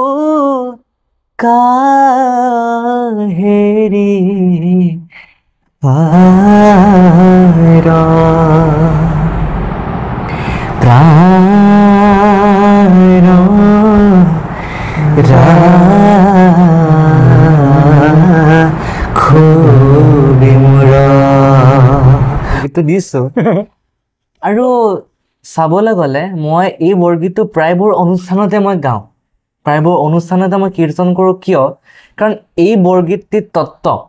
অতিকৈ অধিক বহুত আৰু এই বৰগীতটিৰ তত্ত্ব আমাৰ আজিৰ যুগৰ বাবে মিলে বৰ সুন্দৰ ইয়াত কোৱা হৈছে অথিৰ ধন জন জীৱন ধনজনবিলাক অথিৰ চাওক আজি আপুনি যিমানে ধনজন উপাৰ্জন নকৰক কিয় আজি আপুনি যিমানে এখন দামী গাড়ীত নুঠক কিয় যিমানে চাৰিচকীয়া বাহন যিমানে দামী চাৰিচকীয়া বাহন নুঠক কিয় নিকিনক কিয় শেষত গৈ আপোনাৰ মৃত্যুৰ সময়ত গৈ আপোনাৰ শ্মশানলৈ আপুনি যেতিয়া যাব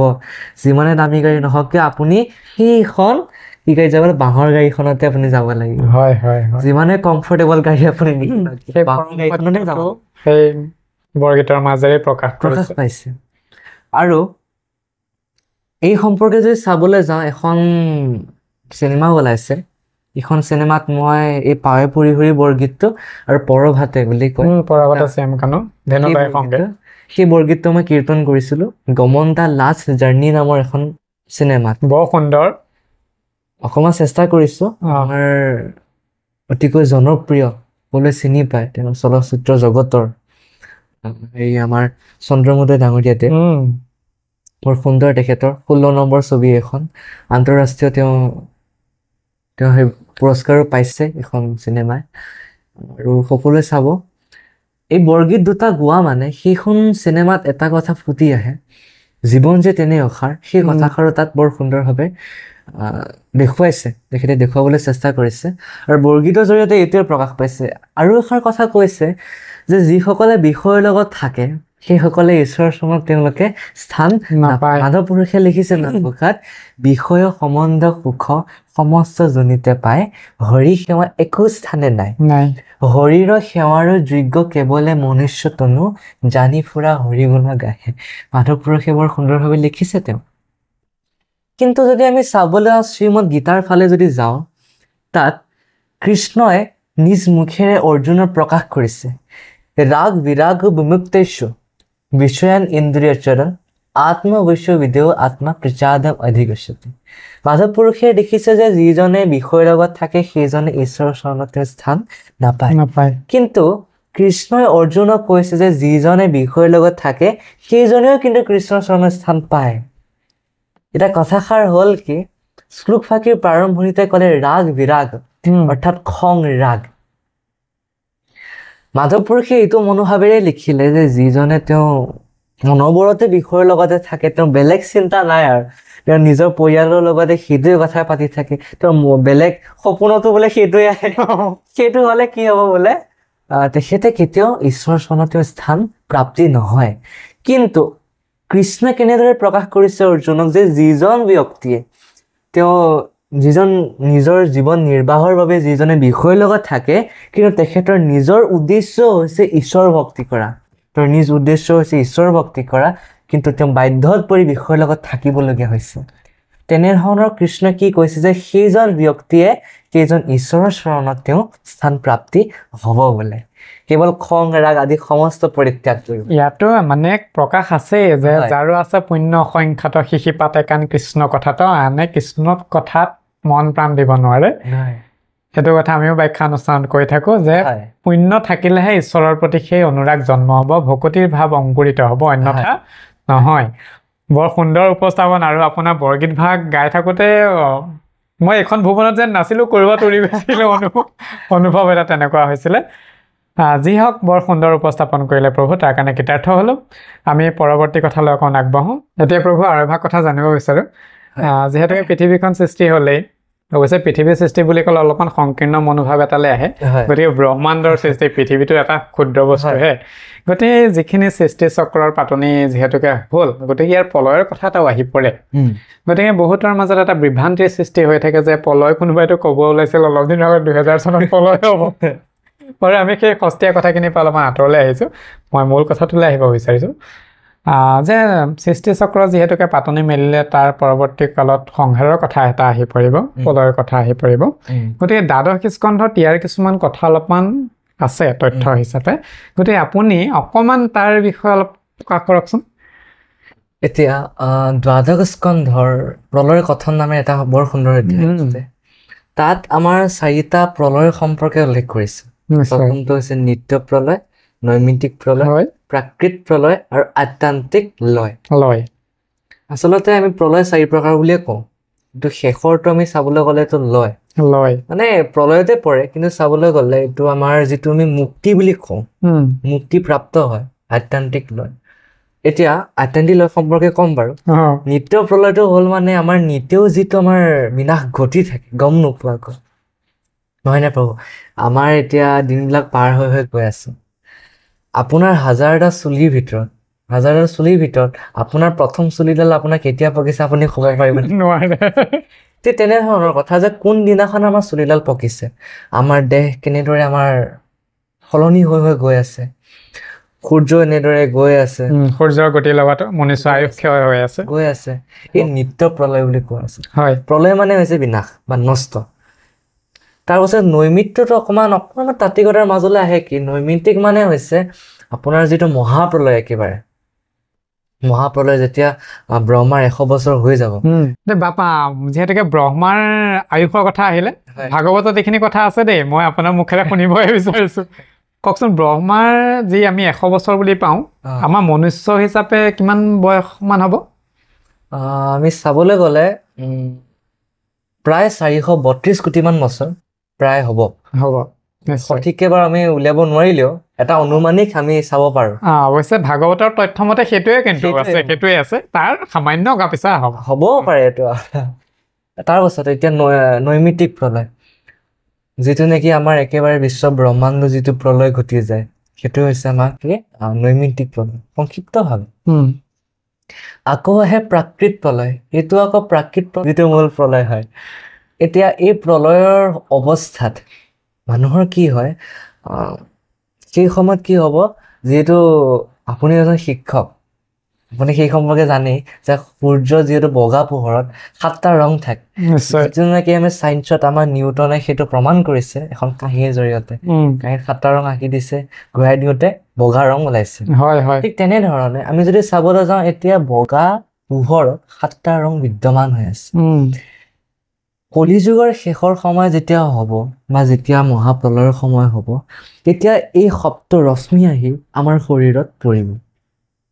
তেতিয়া মানুহৰ বেমাৰ আজাৰ হ'ব লগতে কি হৈছে 100 বছৰ তাৰে 100 বছৰ কি হ'ব বৰষুণ নপৰাকৈ থাকিব বৰষুণ নপৰিব একেবাৰে শুকাই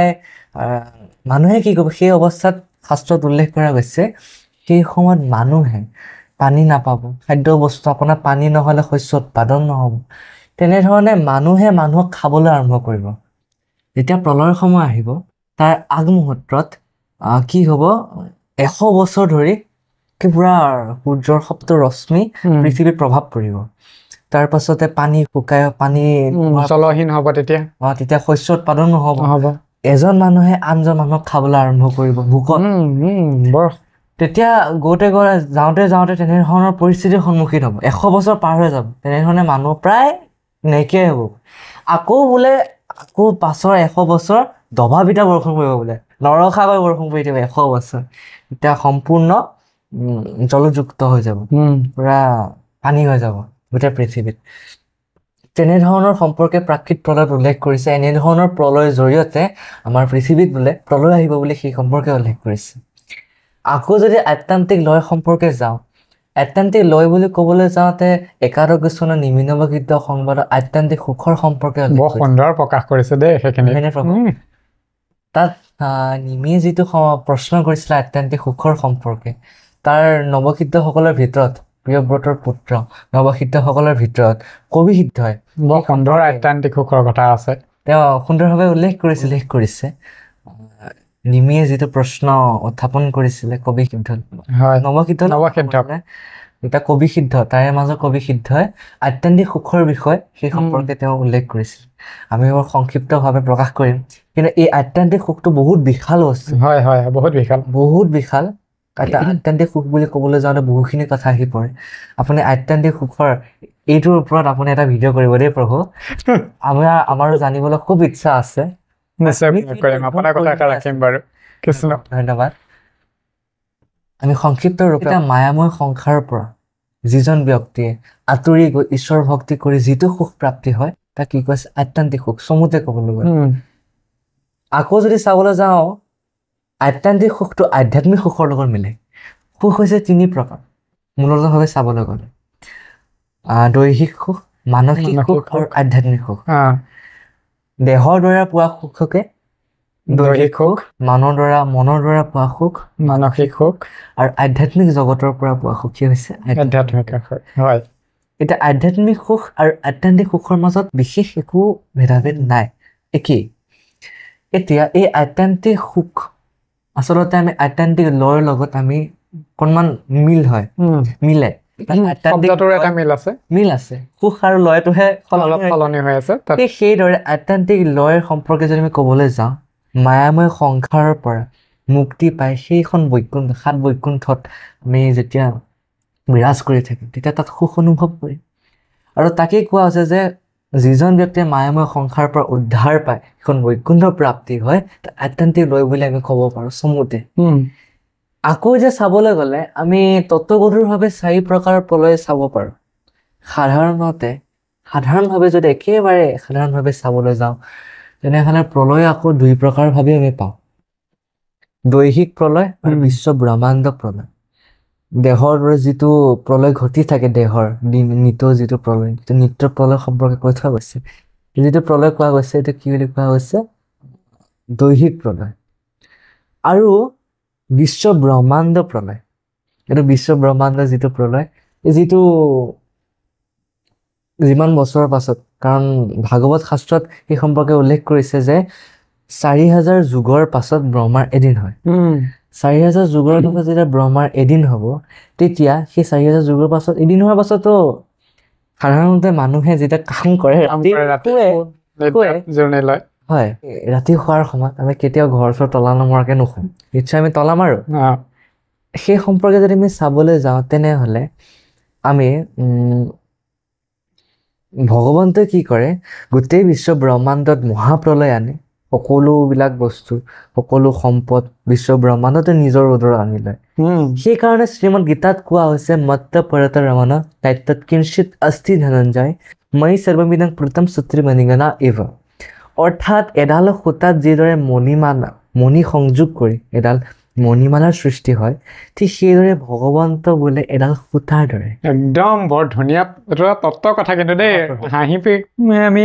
সহজভাৱে উপস্থাপন কৰি আছে, আপুনি বৰ ডাঙৰ কথা এটা কৈছে। কওক। ভগৱন্ত এডাল সূতাৰ দৰে, বিশ্ব ব্ৰহ্মাণ্ডবিলাক মণিৰ স্বৰূপে সেইজন ভগৱন্তৰ উদৰত বিদ্যমান হৈ থাকে। আৰু শাস্ত্ৰত কোৱা হৈছে যে ব্ৰহ্মাই সেই সময়ত ভগৱন্তৰ লগতে বোলে শুই থাকে, শাস্ত্ৰত উল্লেখ কৰা মতে। কিন্তু সময় অনুযায়ী যেতিয়া ব্ৰহ্মাৰ 100 বছৰ যেতিয়া হয়, আমাৰ চাবলৈ গ'লে আমি ইতিমধ্যে কৈ গৈছোঁ, এতিয়া আমাৰ দৃষ্টিত সেইটো, কিন্তু ব্ৰহ্মাৰ দৃষ্টিত যে 100 বছৰ সম্পূৰ্ণ হয় তেতিয়া তেওঁ কি হয়, তেওঁৰো বোলে বিনাশ ঘটে, অৰ্থাৎ ভগৱন্তে তেওঁকো বোলে সংহাৰ কৰে। সেই অৱস্থা চাবলৈ গ'লে সেইটোকে আমি কি ক'ব পাৰোঁ, বিশ্ব ব্ৰহ্মাণ্ড প্ৰলয় বুলি চমুতে আমি ক'ব পাৰোঁ। ঠিক আছে, বৰ সুন্দৰকৈ মহাপ্ৰলয় আৰু যিকেইটা দ্বাদশ স্কন্ধ ভাগৱতৰ 4 প্ৰলয়ৰ কথা আপুনি ক'লে, নিত্য প্ৰলয়ৰ পৰা আদি কৰি, গতিকে সুন্দৰকৈ উপস্থাপন কৰিলে। আমি পিছৰ খণ্ডত আৰু আলোচনা কৰিম। হয় প্ৰভু। সংক্ষিপ্ত ৰূপত আপুনি অকণমান এষাৰ কথা কওক যে আধ্যাত্মিক জগতৰ মাধ্যমত থাকি শিক্ষা জগতকো ধুনীয়াকৈ পৰিচালনা কৰি নিজৰ কৰণীয়খিনি ধুনীয়াকৈ পৰিচালনা কৰাৰ পাছতো আত্মসন্তুষ্টিৰ যিটো স্তৰ থাকে, সেই স্তৰটো আপোনাৰ ব্যক্তিগত অনুভৱটো অকণ প্ৰকাশ কৰক। কৃষ্ণ, আমি সবে আচলতে বহুতো অনুষ্ঠানত যাওঁতে স্কুলো ক্ষতি হয় বহুতবিলাক নোটছ আমাৰ এৰি যায়গৈ আচলতে, কিন্তু লগৰ সমনীয়াবিলাক সেইবিলাক দি দিয়ে মোক। তাৰোপৰিও এইখিনি কৰাৰ উপৰিও মই ৰাতিপুৱা উঠি প্ৰথমতে গা পা সোনকালে, এতিয়াতো স্কুলবিলাক সোনকালেও দিলে যিহেতু গৰমৰ কাৰণে, সোনকালে উঠি গা পা ধুই ব্ৰহ্মপুৱাতে উঠি মই গোসাঁইঘৰত সোমাই অকণমান ভাগৱতৰ অধ্যয়ন কৰোঁ। ভাগৱতৰ অধ্যয়ন বা এইটো নিত্য নৈমিত্তিক কৰ্ম হিচাপে হয় তেনেধৰণে মই কৰোঁ। আৰু অকণমান পঢ়া শুনা কৰি সময় হ'লে মই স্কুললৈ যাওঁ। স্কুলৰ পৰা আহি অকণমান ৰেষ্ট লৈ অকণমান অধ্যয়ন কৰিলোঁ, সন্ধিয়াৰ সময়ত ধূপ ধূনা জ্বলাই, আৰু তেনেধৰণে কৰোঁ। তেনেধৰণে কৰি মোৰ জীৱন্ত অৱস্থাত ইমানে এটা সুখ অনুভৱ হৈছে, কাৰণ মানুহৰ জীৱনত যেতিয়া এই সূৰ্যটো যায়, সূৰ্যটো পূবৰ পৰা পশ্চিমলৈ যায়, এনেই নাযায়, এটা কৰ্ম কৰি যায়। চাইন্সৰ মতে পোহৰ দিয়ে আৰু আধ্যাত্মিক জগতৰ ফালৰ পৰা চাবলৈ গ'লে সূৰ্যটো এখন ৰথ লৈ যায় সেই ৰথত মনুষ্য জগতৰ বোলে নহয় সমস্ত জীৱ জগত সকলো জীৱ জগতৰ তেওঁ আয়ুসবিলাক হৰণ কৰি লৈ গুচি যায় এতিয়া সেই দিনটোত আমি যদি এবাৰো যদি কৃষ্ণ নাম নললো তেতিয়া সেই আয়ুসত জমা ন সেইবিলাক আয়ুস এনেই গ'ল আপোনাৰ এনেই গ'ল আৰু যদি আমি সেই সময়ত ঈশ্বৰৰ নাম ললো তেনেহ'লে আমাৰ সেই আয়ুস কি হ'ব সাৰ্থকতা লাভ কৰিব এতেকে মই এইটোৱে ভাবোঁ জীৱন্ত অৱস্থাত প্ৰতিদিনে নিজৰ কৰ্মৰ লগতে মই যেতিয়া ঈশ্বৰৰ নাম লওঁ তেতিয়া মোৰ অনুভৱ হয় যে মোৰ আজিৰ দিনটো সাৰ্থক হৈছে আৰু এইটোৱে হৈছে মোৰ বাবে এটা সুখ বৰ সুন্দৰকৈ ক'লে আপুনি আৰু এভাগ কথা আজি প্ৰকাশ কৰক মই বাৰে প্ৰতি সেইখিনি কথা আনিব বিচাৰিছোঁ কাৰণ বৃদ্ধ কালত গৈ বিয়া বাৰু কৰি সংসাৰ ল'ৰা ছোৱালী হোৱাৰ পাছত গৈ আধ্যাত্মিকতা জ্ঞান লোৱাতকৈ যদি উঠি আহোঁতে সেইখিনি লোৱা যায় যেনেকৈ এজোপা গছৰ পুলি যেতিয়া পুলি অৱস্থাতে তাত উপযুক্ত সাৰ পানী দিলে গছজোপা সময়ত এনেই পুলিটো গছলৈ ৰূপান্তৰিত হ'ব হয়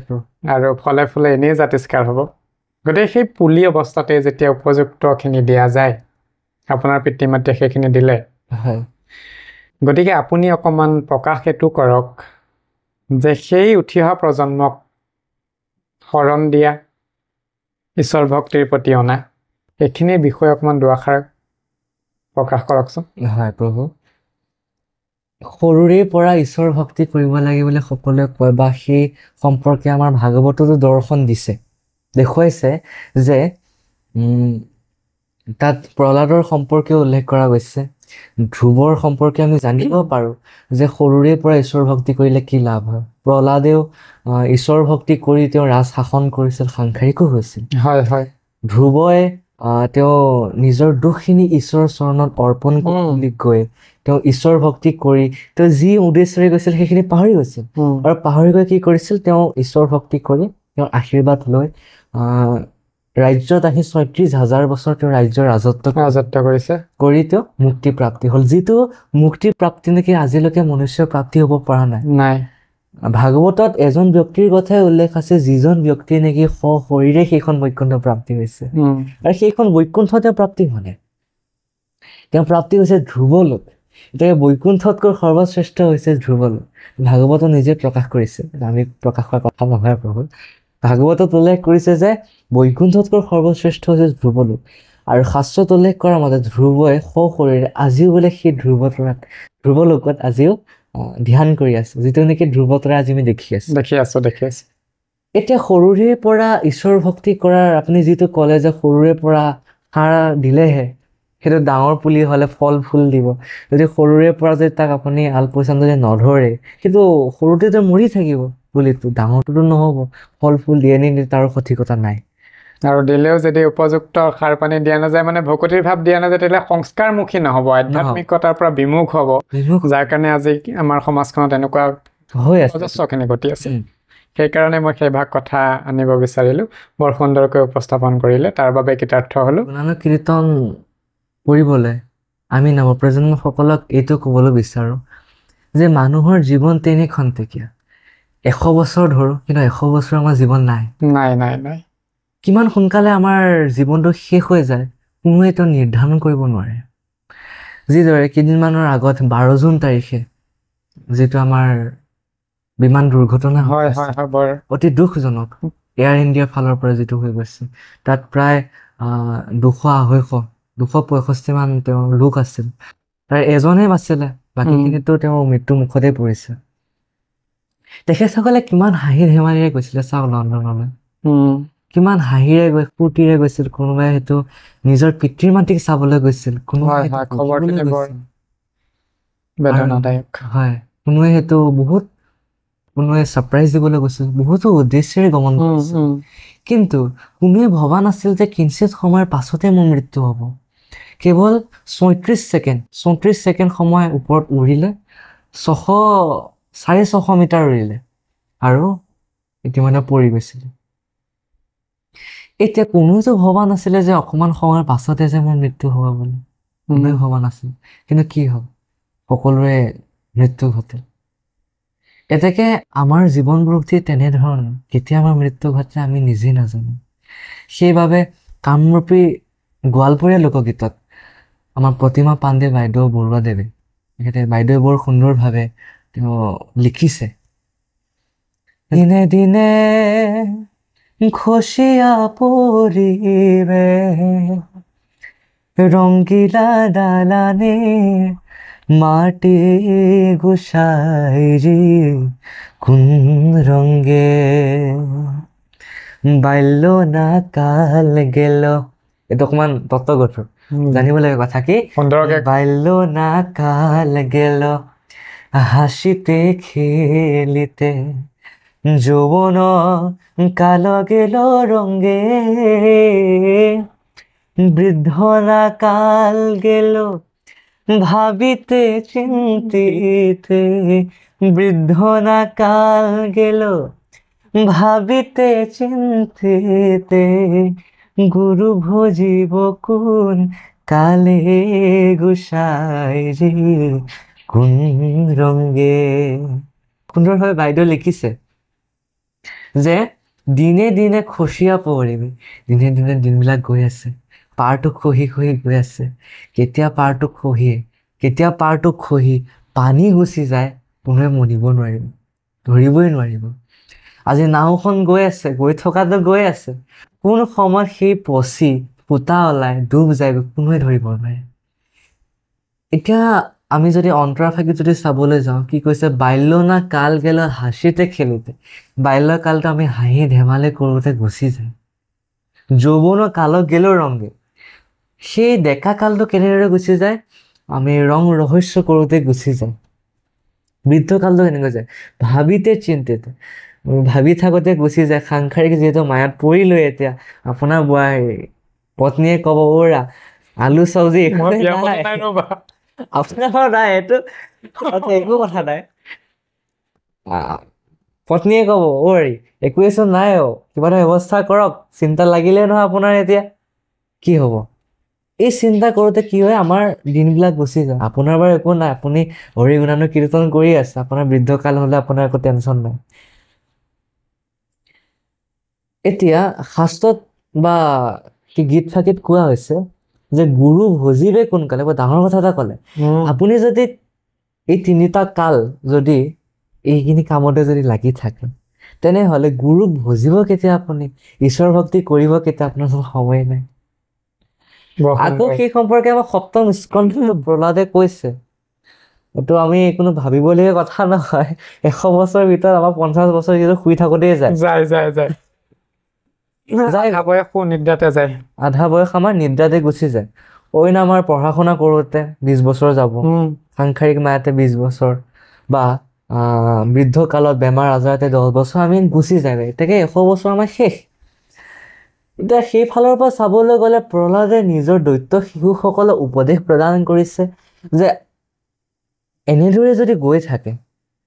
তেনেহ'লে মানুহে ঈশ্বৰ ভক্তি কৰিব কেতিয়া ঈশ্বৰৰ নাম ল'ব কেতিয়া আৰু কেতিয়া তেওঁ মুক্তি পাব কাৰণ ঈশ্বৰৰ একাগ্ৰতা একচিত্তে আনিবলৈ ইমান সহজ কথা নহয়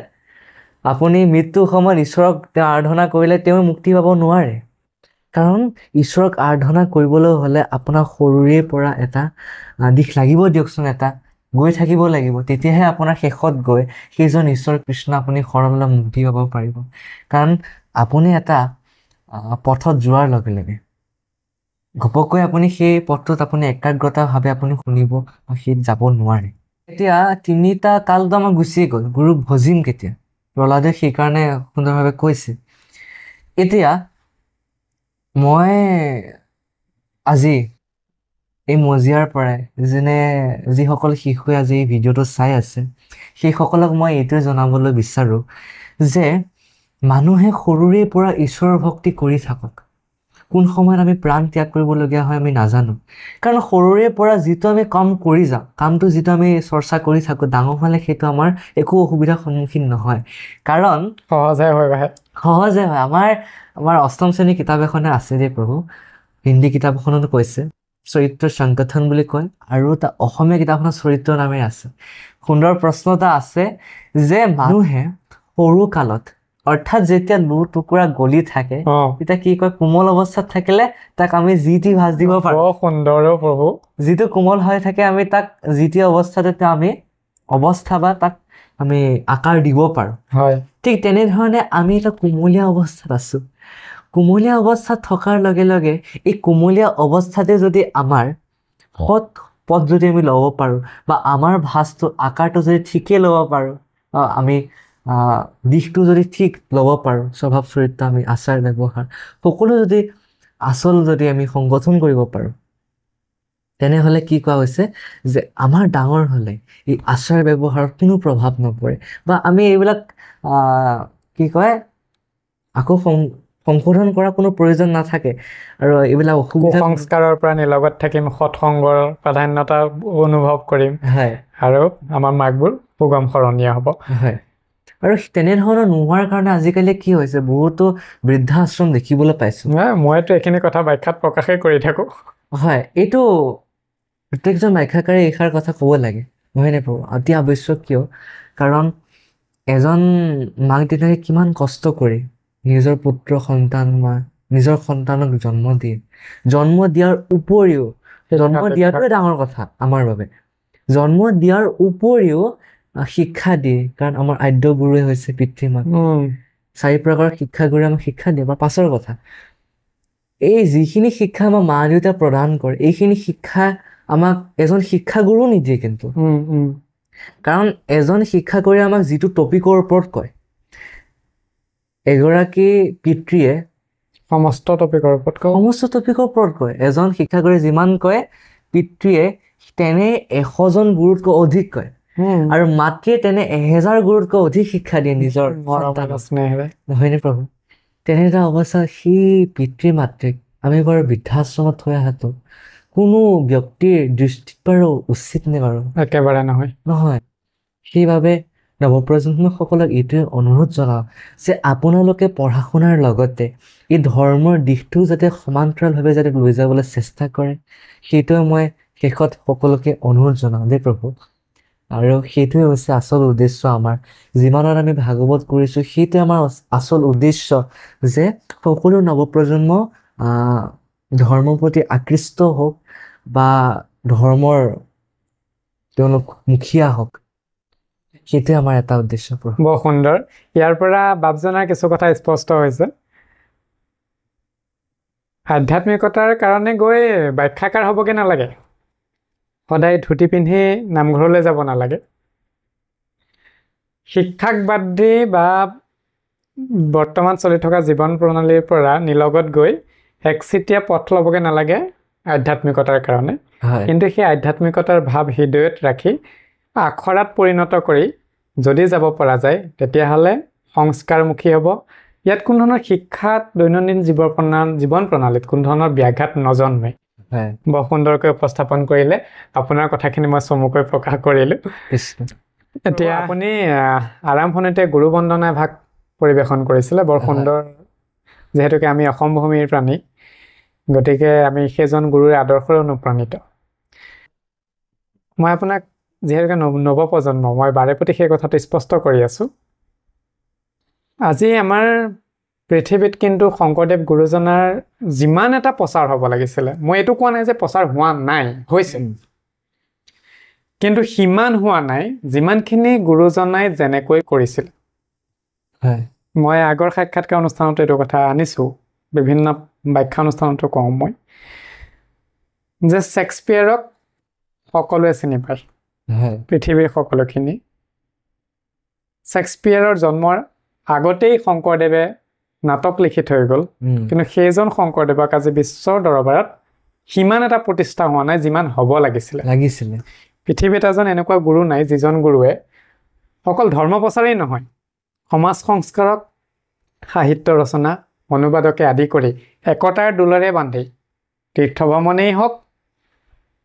বা ৰজাৰ পৰা কষ্টৰ ভয়ত নিলগলৈ যোৱাই হওক, অজস্ৰখিনি সৰ্বগুণাকাৰ বুলি যাক মাধৱ পুৰুষে অভিহিত কৰিলে। গতিকে সেই গুৰুজনাক আপোনাৰ দৰে নৱপ্ৰজন্মখিনিয়ে কেনেকৈ প্ৰতিষ্ঠা কৰাত, প্ৰচাৰ কৰাত কিবা অৰিহণা আগবঢ়াব যদি বিচাৰে, অকণমান চমুকে কওকচোন প্ৰভু। এতিয়া আহ, গুৰুজনে যিমানখিনি আমাক সম্পদ প্ৰদান কৰি থৈ গ'ল তেখেতৰ যিমানখিনি মহত্ব কৈতো শেষ নহয় চমুতে মই এষাৰ প্ৰকাশ কৰোঁ কাৰণ সকলোৱে গায় শ্ৰীমন্ত শংকৰ হৰি ভকতৰ জানা যেন অকল পতৰ তাহান্ত বিনাই নাই নাই নাই আমাৰ পৰম গুৰু সেইজন গুৰুজনৰ বাহিৰে আমাৰ পৰম গুৰু পৃথিৱীত নাই যিজনে নেকি হৰি ভক্তি কৰিছিলে তেওঁ এতিয়া বহু শাস্ত্ৰত উল্লেখিত মতে যে গুৰুজনা পুষ্পবিলাসৰ পৰা আহিছে যি নেকি ভগৱন্তৰ 7খন বৈকুণ্ঠ আছে পুষ্পবিলাস পংকজবিলাক শ্বেতবিলাস শান্তনুবিলাক সনাতন গোলোকধাম এইখিনি যিখিনি ভগৱন্তৰ যি বৈকুণ্ঠৰ ধামৰ তাৰ ভিতৰত পুষ্পবিলাসৰ পৰা বোলে গুৰুজনা পৃথিৱীত আৱিৰ্ভাৱ হৈছিলে অন্ধকাৰ দূৰ কৰিবৰ কাৰণে হয় আৰু তেখেতৰ মহিমাৰ সম্পৰ্কে ক'বলৈ গ'লে আমাৰ ক'বলগীয়া নাই মানে ইমান তেখেতে হেৰি কৰি থৈ গৈছে তেখেতে নজনা একোৱেই বস্তু নাছিলে নহয়নে প্ৰভু নিশ্চয় ই নাজানিছিল তেখেতে সকলোখিনি যিখিনি নেকি আজি আমি যিখিনি কথা পঢ়ি আছো সেইখিনি তেখেতে তেতিয়াই লিখি থৈ গ'ল যিখিনি নেকি আমি এতিয়া কৰি আছো শংকৰদেৱৰ ৰচনাক বাদ দি কোনো সাহিত্য আমাৰ অসমত অসমীয়া সাহিত্য পূৰ্ণাংগ ৰূপ কেতিয়াও ল'ব নোৱাৰে দিব নোৱাৰে কাৰণ তেখেতৰ বিনে আমাৰ অসমীয়া সমাজখন আধৰুৱা হৈ থাকিলেহেঁতেন নিশ্চয় সাহিত্যৰ ফালৰ পৰাই হওক সাংস্কৃতিক ফালৰ পৰা বহুত আধৰুৱা হ'লহেঁতেন কিন্তু শংকৰ গুৰুজনাই ভাগৱতখন আজি সংস্কৃতৰ পৰা অসমীয়ালৈ অনুবাদ হৈছে বাকী সকলো সংযোগ কৰিছিল এতিয়া ভাগৱতখন তেখেতৰ আণ্ডাৰত আহিছিলে যে তেখেতে ৰচনা কৰিব কিন্তু তেখেতে কি কৰিলে গুৰুজনাই যে সকলোৱে ৰচনা কৰকচোন তেখেতৰ নামটো যদি তেখেতৰ নামটোৱে থাকি যাব নহ'লে যদি তেখেতেই যদি লিখে এতিয়া সকলোৰে নামটো থাকি যায় বুলি তেখেতে কি কৰিলে সকলোকে দি দিলে গোপাল চৰণ দিছদেৱক দিলে অনিৰুদ্ধ দেৱক দিলে বিষ্ণু ভাৰতী দিলে সকলোকে দি কি কৰিলে যে তোমালোকে লিখা আপোনালোকে লিখক আপোনালোকেও পাৰিব সেই কথা নহয় তেনেদৰে তেখেতে আগবঢ়াই দিলে আৰু তেনেধৰণেই আজি সমস্তৰে দেখিছেনে বাৰু সকলো এতিয়া যুগমীয়া হৈ আছে সকলোকে এতিয়া চিনি পায় গুৰুজনাৰ বাবে ক'বলৈ গ'লে এতিয়া তেনে এজন গুৰুজনা তেখেতে যিখিনি আমাক অৱদান আগবঢ়াই থৈ গ'ল এইখিনি অৱদান আমি আগবঢ়াই লৈ যাবলৈ হ'লে প্ৰথম এই অৱদানৰ সম্পৰ্কে আমি জানিব লাগিব চমুকে কওকচোন অৱদানৰ সম্পৰ্কে জানিবলৈ হ'লে প্ৰথমে এতিয়া ভাগৱতৰ সম্পৰ্কে আমি কিঞ্চিত কথা জানিব লাগিব তেখেতে যিখিনি ৰচনা কৰিছে গ'ল বৰগীতৰকে আদি কৰি সকলো দেৱবাদ্যৰ পৰা আদি কৰি যিমানখিনি তেখেতে অৱদান দি থৈ গ'ল এইখিনি সম্পৰ্কে আমি এতিয়া জানিব লাগিব জনাৰ পাছত যেতিয়া এইখিনি অৱদান আমি লাহে লাহে আগবঢ়াই লৈ যাব পাৰিম এইখিনি গুৰুজনে আমাক দি থৈ গ'ল এতিয়া আমাৰ এইখিনি সম্পদ আমি আগবঢ়াই লৈ যাব লাগিব নহয়নে প্ৰভু হয় প্ৰভু আমি এইখিনি বস্তু আগবঢ়াই লৈ গ'লেহে বিশ্ব দৰবাৰলৈকে আমি এইখিনি আগবঢ়াই লৈ যাব লাগিব তেতিয়াহে আমাৰ অসমখন সকলোতে জিলিকি থাকিব আমাৰ গুৰুজনাৰ নাম সকলোতে আমি জিলিকাই তুলিব পাৰিম আমাৰ নৱপ্ৰজন্মসকলে সেইবাবে এই গুৰুজনাৰ নামটো আমি আন্তঃৰাষ্ট্ৰীয়ভাৱে প্ৰচাৰ কৰিবলৈ হ'লে আমি সেইখিনি সম্পৰ্কে জানি বা সেইখিনিক আমি আঁকোৱালি লৈ সেইখিনিকে আমি কি কৰিব লাগিব সকলোতে প্ৰচাৰ কৰিব লাগিব সেইকাৰণে মই নৱপ্ৰজন্মসকলক সেইটো এটা অনুৰোধ কৰিব বিচাৰোঁ তেখেতসকলে সকলোৱে অধ্যয়ন কৰিব লাগে আমাৰ শিক্ষাৰ লগতে সকলোখিনি অধ্যয়ন কৰক কাৰণ এইটোৱে হৈছে ডাঙৰ কীৰ্তন ঘোষাই হওক নাম ঘোষাই হওক আপুনি বৰগীত এদিনত এটা ঘোষা মুখস্থ নকৰিলে এসপ্তাহত এটা ঘোষা মুখস্থ কৰক নহয় প্ৰভু এটা ঘোষা মুখস্থ কৰক লাগিলে আপুনি এমাহত 2-3টা যিমান পাৰে আপুনি চেষ্টা কৰক আৰু এইখিনি অকল ঘোষাখিনি মুখস্থ কৰাই নহয় এইখিনি যদি অকণমান বুজিবও পাৰে তেতিয়াতো আৰু উদ্ধগামী হ'ব আৰু যি আমাৰ পাঠ্যক্ৰম আছে এই ঘোষাখিনিক বাদ দি পেলাই বা শংকৰদেৱ মাধৱদেৱৰ ৰচনাক বাদ দি আমাৰ পাঠ্যক্ৰম সম্পূৰ্ণই নহয় আপুনি এতিয়া অষ্টমত নৱম দশমলৈ যাওকচোন বৰ সুন্দৰ উপস্থাপন কৰিলে প্ৰভু আপোনাৰ পৰা এইটোৱে আশা কৰিছিলোঁ কৃতাৰ্থ হ'লোঁ আৰু প্ৰণিপাতো জনাইছোঁ ধন্যবাদ সুধিবলগীয়াটোতো নহয় তথাপিতো আপুনি আপোনাৰ অকণমান অনুভৱ প্ৰকাশ কৰকচোন আজিৰ সাক্ষাৎকাৰ অনুষ্ঠানটোৰ সম্পৰ্কে বহুত ভাল লাগিলে আজি যিটো সাক্ষাৎকাৰ আমাৰ শ্ৰী বৰা চেনেল প্ৰভুজনাৰ সুন্দৰভাৱে তেওঁ চলাই নিছে ময়ো তেখেতৰ ভিডিঅ' চাই আহিছোঁ আগৰ পৰাই কিন্তু এখেতক যে আজি মই লগ পাম মই সঁচাকৈ ভবা নাছিলোঁ আজি মোৰে ভাগ্য যে এখেতৰ দৰে এজন মহান ব্যক্তিক মই আজি লগ পাইছোঁ একেলগে বহি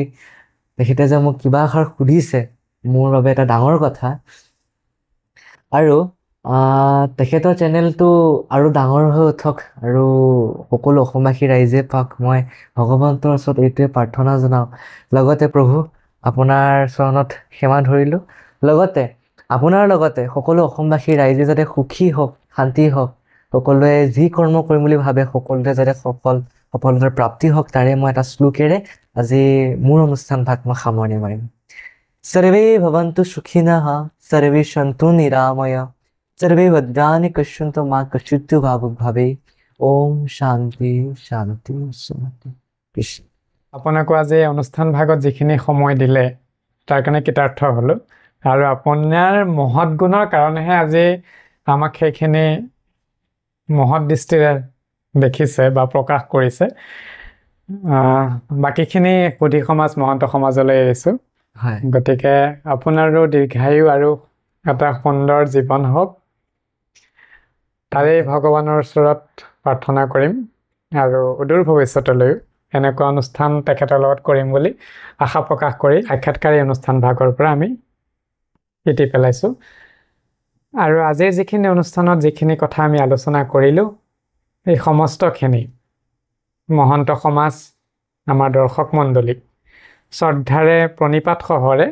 প্ৰেৰণ কৰিলোঁ। সকলোৱে নিজৰ মন্তব্যৰ মাধ্যমেৰে আমাক প্ৰকাশ কৰিব, আৰু এনেকৈ